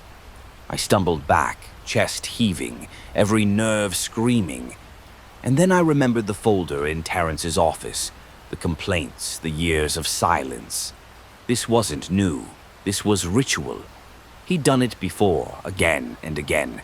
Families gone, neighbors vanished, replaced. The walls groaned, dust rained down. My double leaned in close enough that her breath, my breath, warmed my cheek. Cardoza's voice filled the tunnel, calm and final. "Time to choose." The tunnel walls pulsed with his words. "Time to choose." My double's hand brushed mine, warm, familiar, steady. It was the touch of safety, of routine, of everything I wanted back. But Ari's shout cut through the fog. "Don't touch her, that's how he gets in." I staggered, torchlight flickering across the doubles. Their faces blurred in the smoke, smiles too wide, eyes reflecting fire like mirrors. They crowded closer, pressing us against the damp wall. Ari swung again, the torch flaring just enough to burn another copy, her own this time. It collapsed into dust with a hiss, ash coating her arms. She gagged but kept swinging, defiant. "Fire!" she yelled. "It's the only thing he can't live in."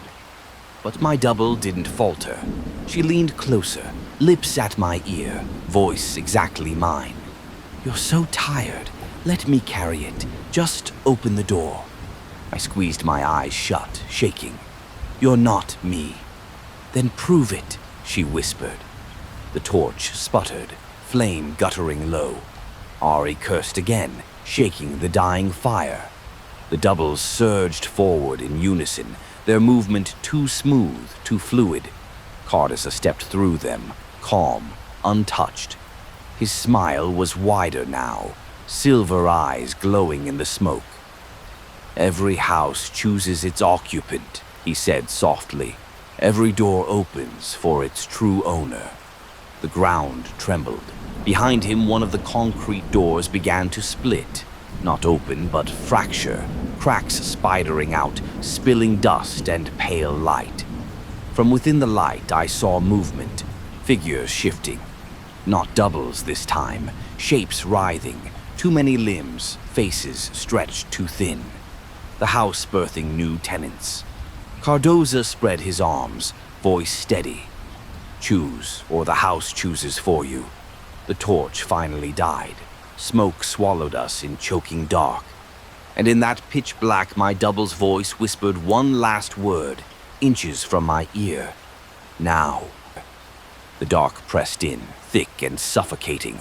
My lungs scraped for air, every breath tasting of smoke and lemon. Ari's hand found mine in the black, calloused and trembling. "Stay with me," she hissed.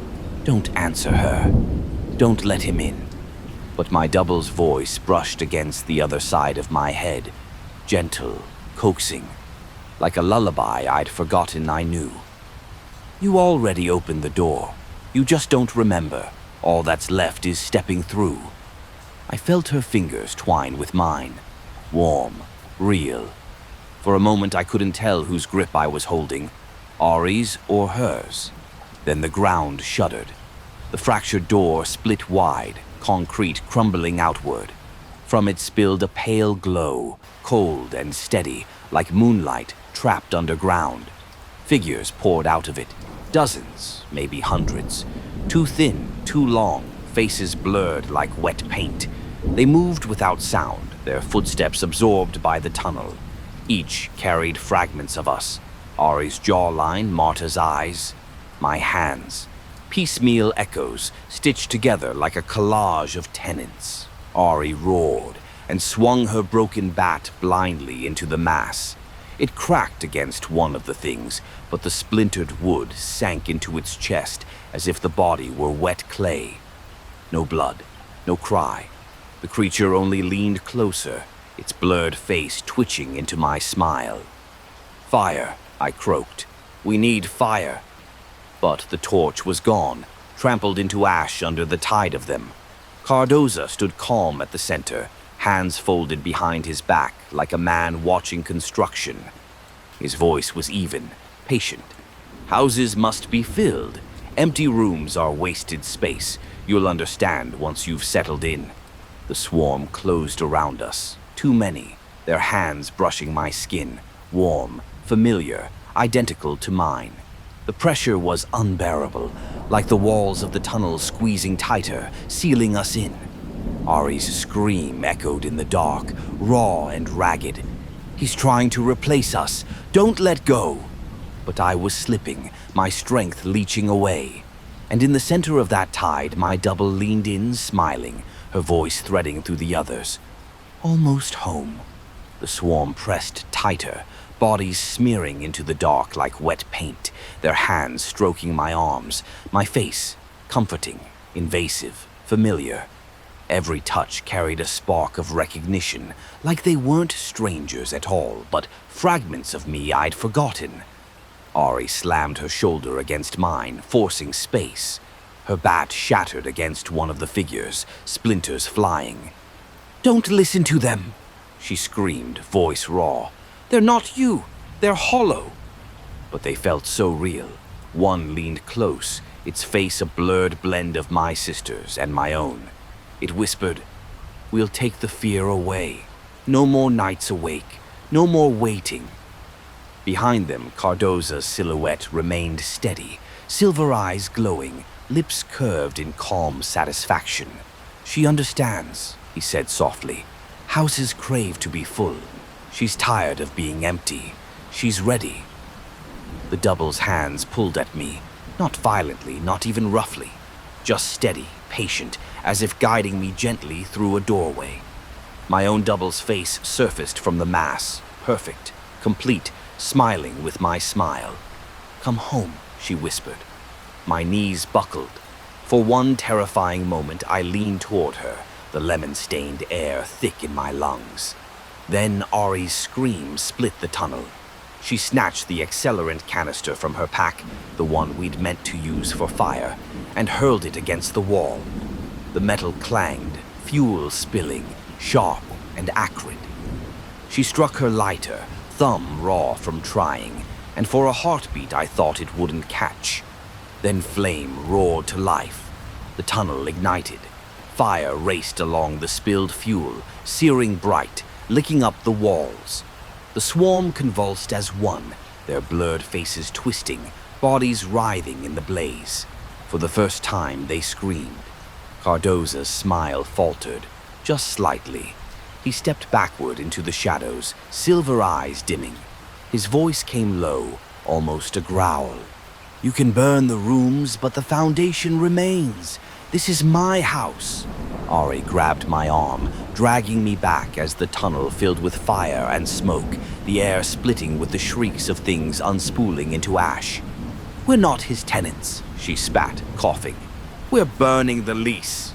The flames surged higher, heat blistering, forcing us to retreat. Somewhere behind the roar, Cardoza's laugh rose again. Lower now, angrier, echoing through the ducts and pipes. And as we stumbled toward the shifting dark, walls groaning under the fire, I realized something that froze me colder than the flames could ever burn. The house wasn't collapsing. It was breathing. The fire should have eaten the tunnels alive.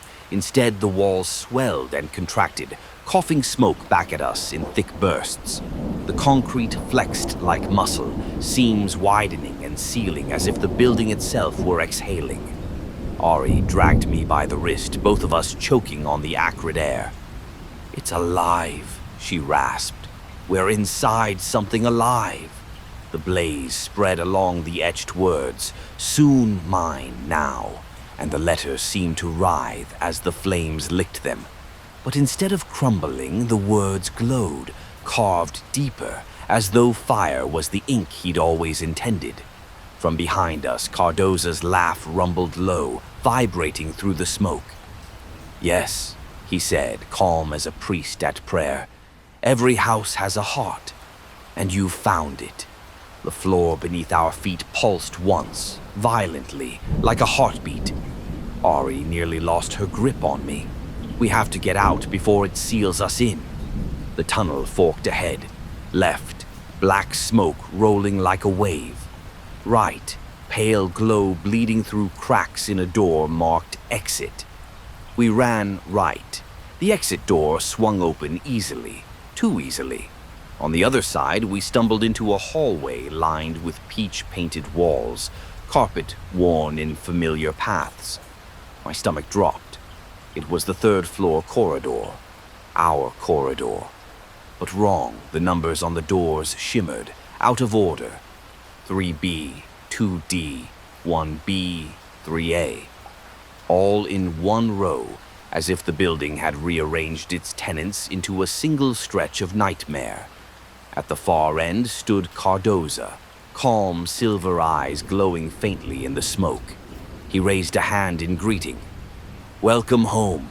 The hallway stretched impossibly long, each door breathing faintly as though inhaling with us. My door, 3B, cracked open. From inside came the soft hum of my own voice. Ari cursed, clutching my arm. "Don't look, don't listen, it's bait."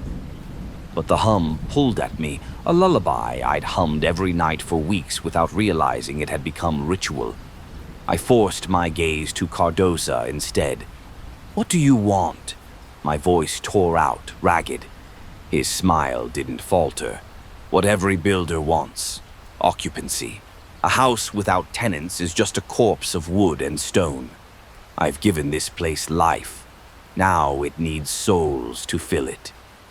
The doubles spilled from their doors again, our reflections, blurred and perfect, marching in sync. My double walked ahead of them, calm, hands folded, smile patient. Ari raised her broken bat, splintered edge glowing faintly with soot. "You won't take her," she spat. Cardoza tilted his head. "You've already made the trade. Fire burns away the walls, and the house demands repair. One of you will stay." His silver eyes narrowed, glinting. "The house has already chosen. The doubles closed in, steps measured, unhurried, and from the ceiling vents above us came 3 deliberate knocks. The knocks reverberated down the corridor, rattling the lights overhead. Dust rained from the ceiling like plaster dandruff. Ari swung wildly at the nearest double, smashing its face in. It collapsed, not into ash this time, but into shards of plaster and wiring. The building itself was bleeding. Cardoza smiled, serene. Every strike you make, you only open more rooms for me to fill. The doubles surged forward. I pressed back against the wall, torchless, weaponless, breath burning my lungs. My double reached me first, hand brushing mine. "Come home," she whispered. I screamed, slamming my forehead into hers. The impact sent her stumbling. For a moment, her skin cracked, revealing hollow beams and dust beneath. She shrieked, not like me, not like anyone human, but like the building's pipes tearing apart. Ari yanked me away. "We can't fight them all." The exit sign at the end of the hall flickered, pale green, weak, but it was the only light left. "Run!" I shouted. We sprinted. The corridor stretched, warped, doors multiplying, numbers scrambling into nonsense. But the exit stayed, faint and steady. Behind us, Cardoza's voice echoed, calm, inevitable. "You can't leave. You live here now." The exit door swung open into the courtyard.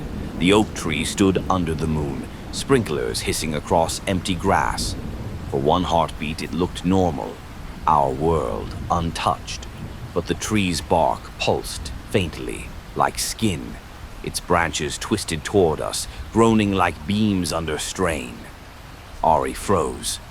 "We're not out. We're still inside." I looked back. The building loomed higher than before, windows glowing faintly, each one filled with silhouettes that looked exactly like us. Dozens of doubles, faces pressed to the glass, smiling patiently. Cardoza stepped through the courtyard gate, tool roll in hand, calm as ever.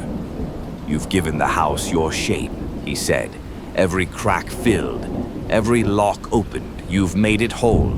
Ari raised her bat, furious, trembling. "We'll burn it to the ground." He smiled wider. "You already tried. The house doesn't burn. It breathes." The oak's roots ripped through the grass, curling like fingers toward our feet. The ground quaked, sprinkler water spraying upward like veins bursting. I screamed, grabbing Ari's arm, yanking her toward the far fence. "Climb!" We scrambled, wood splintering under our hands. The roots snapped at our heels, pulling chunks of earth down.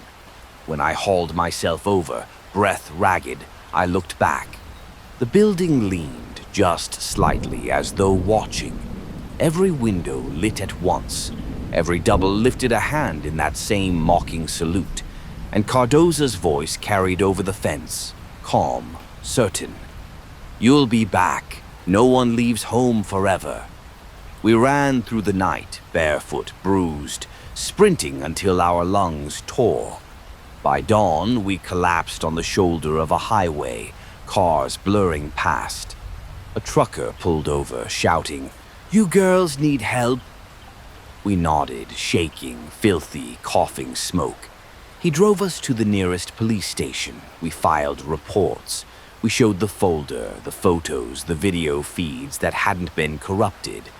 The officers listened, took notes, promised investigations, but their faces told the truth.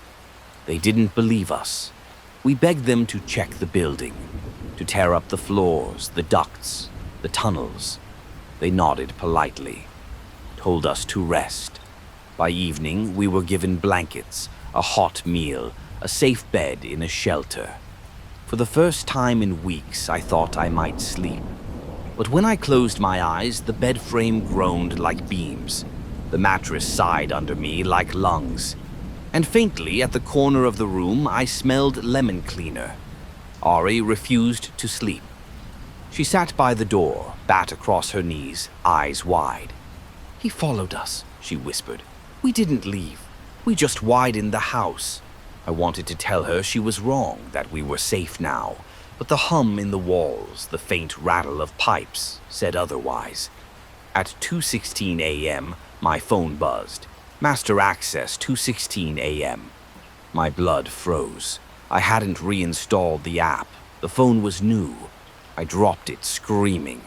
The screen stayed lit, the notification pulsing. Ari snatched it up, stared, then hurled it against the wall. "Out," she said. "We leave tonight. Keep moving. Don't stop." We walked into the dark, carrying nothing but the bat and our fear. But every building we passed, warehouses, gas stations, motels, looked wrong. Too tall, too many windows, shadows pressed against the glass. And in every reflection, shop fronts, puddles, bus stop glass, we saw them, our doubles, waiting. By the third night on the road, exhaustion broke me. I begged Ari to stop at a motel. Just one night, just one bed. The man at the desk handed over a key with a smile too wide, teeth too neat. The carpet smelled faintly of lemon. Ari pulled me back before I could step inside the room. "Don't," she hissed. "It's another door." We fled again into the parking lot. Behind us, the motel windows lit one by one, silhouettes pressed against the glass, hands raised in salute. We slept under an overpass, shivering. I dreamed of my double sitting cross-legged across from me, humming. She leaned forward, whispering, "You can't run from home. Home runs with you." I woke with dust on my tongue and lemon in my lungs. Weeks passed. We drifted town to town, never in one place more than a night. The police dismissed our follow-ups. The housing authority ignored our emails. But we knew. Everywhere we went, buildings shifted in the corner of our eyes, doors multiplying, vents breathing, pipes groaning like laughter. Ari grew thinner, fiercer. "We fight until we find the heart," she swore. "Every house has one. If we kill the heart, we kill him." But I felt hollow already. My reflection lingered longer in glass. Sometimes I'd catch it smiling when I wasn't. One night, by a gas station, I lifted my hand to wave at Ari. My reflection didn't stop waving. She saw it too, her face twisted. "You're letting him in." "No," I whispered. But deep inside, I wasn't sure. We split after that. Ari left with her bat, swearing she'd burn every house down until she found him. I stayed behind, too tired to keep running. The shelter gave me a cot, a quiet room, a clean pillow. I told myself it wasn't the same, that walls were just walls, wood was just wood. But the first night alone, the door handle twitched at 2:16 a.m. The app glowed on my phone, though I'd never reinstalled it. Master access, 2:16 a.m. The lock clicked. I didn't move. I didn't scream. I just lay there, staring at the ceiling, waiting. And when the door opened, it was me who walked in, calm, smiling, humming softly. She set down a folded blanket, sat at the foot of the cot, and whispered, "You're home now." I don't remember letting her touch me, but I woke with her hands over mine, warm, steady, exactly how I always wished comfort felt. The room smelled of lemon. The pipes rattled faintly like laughter. She leaned close, whispering in my ear in my own voice, "No more almost. We're here." And when I looked at the window, it wasn't one reflection anymore. It was two, both smiling, both mine, both home.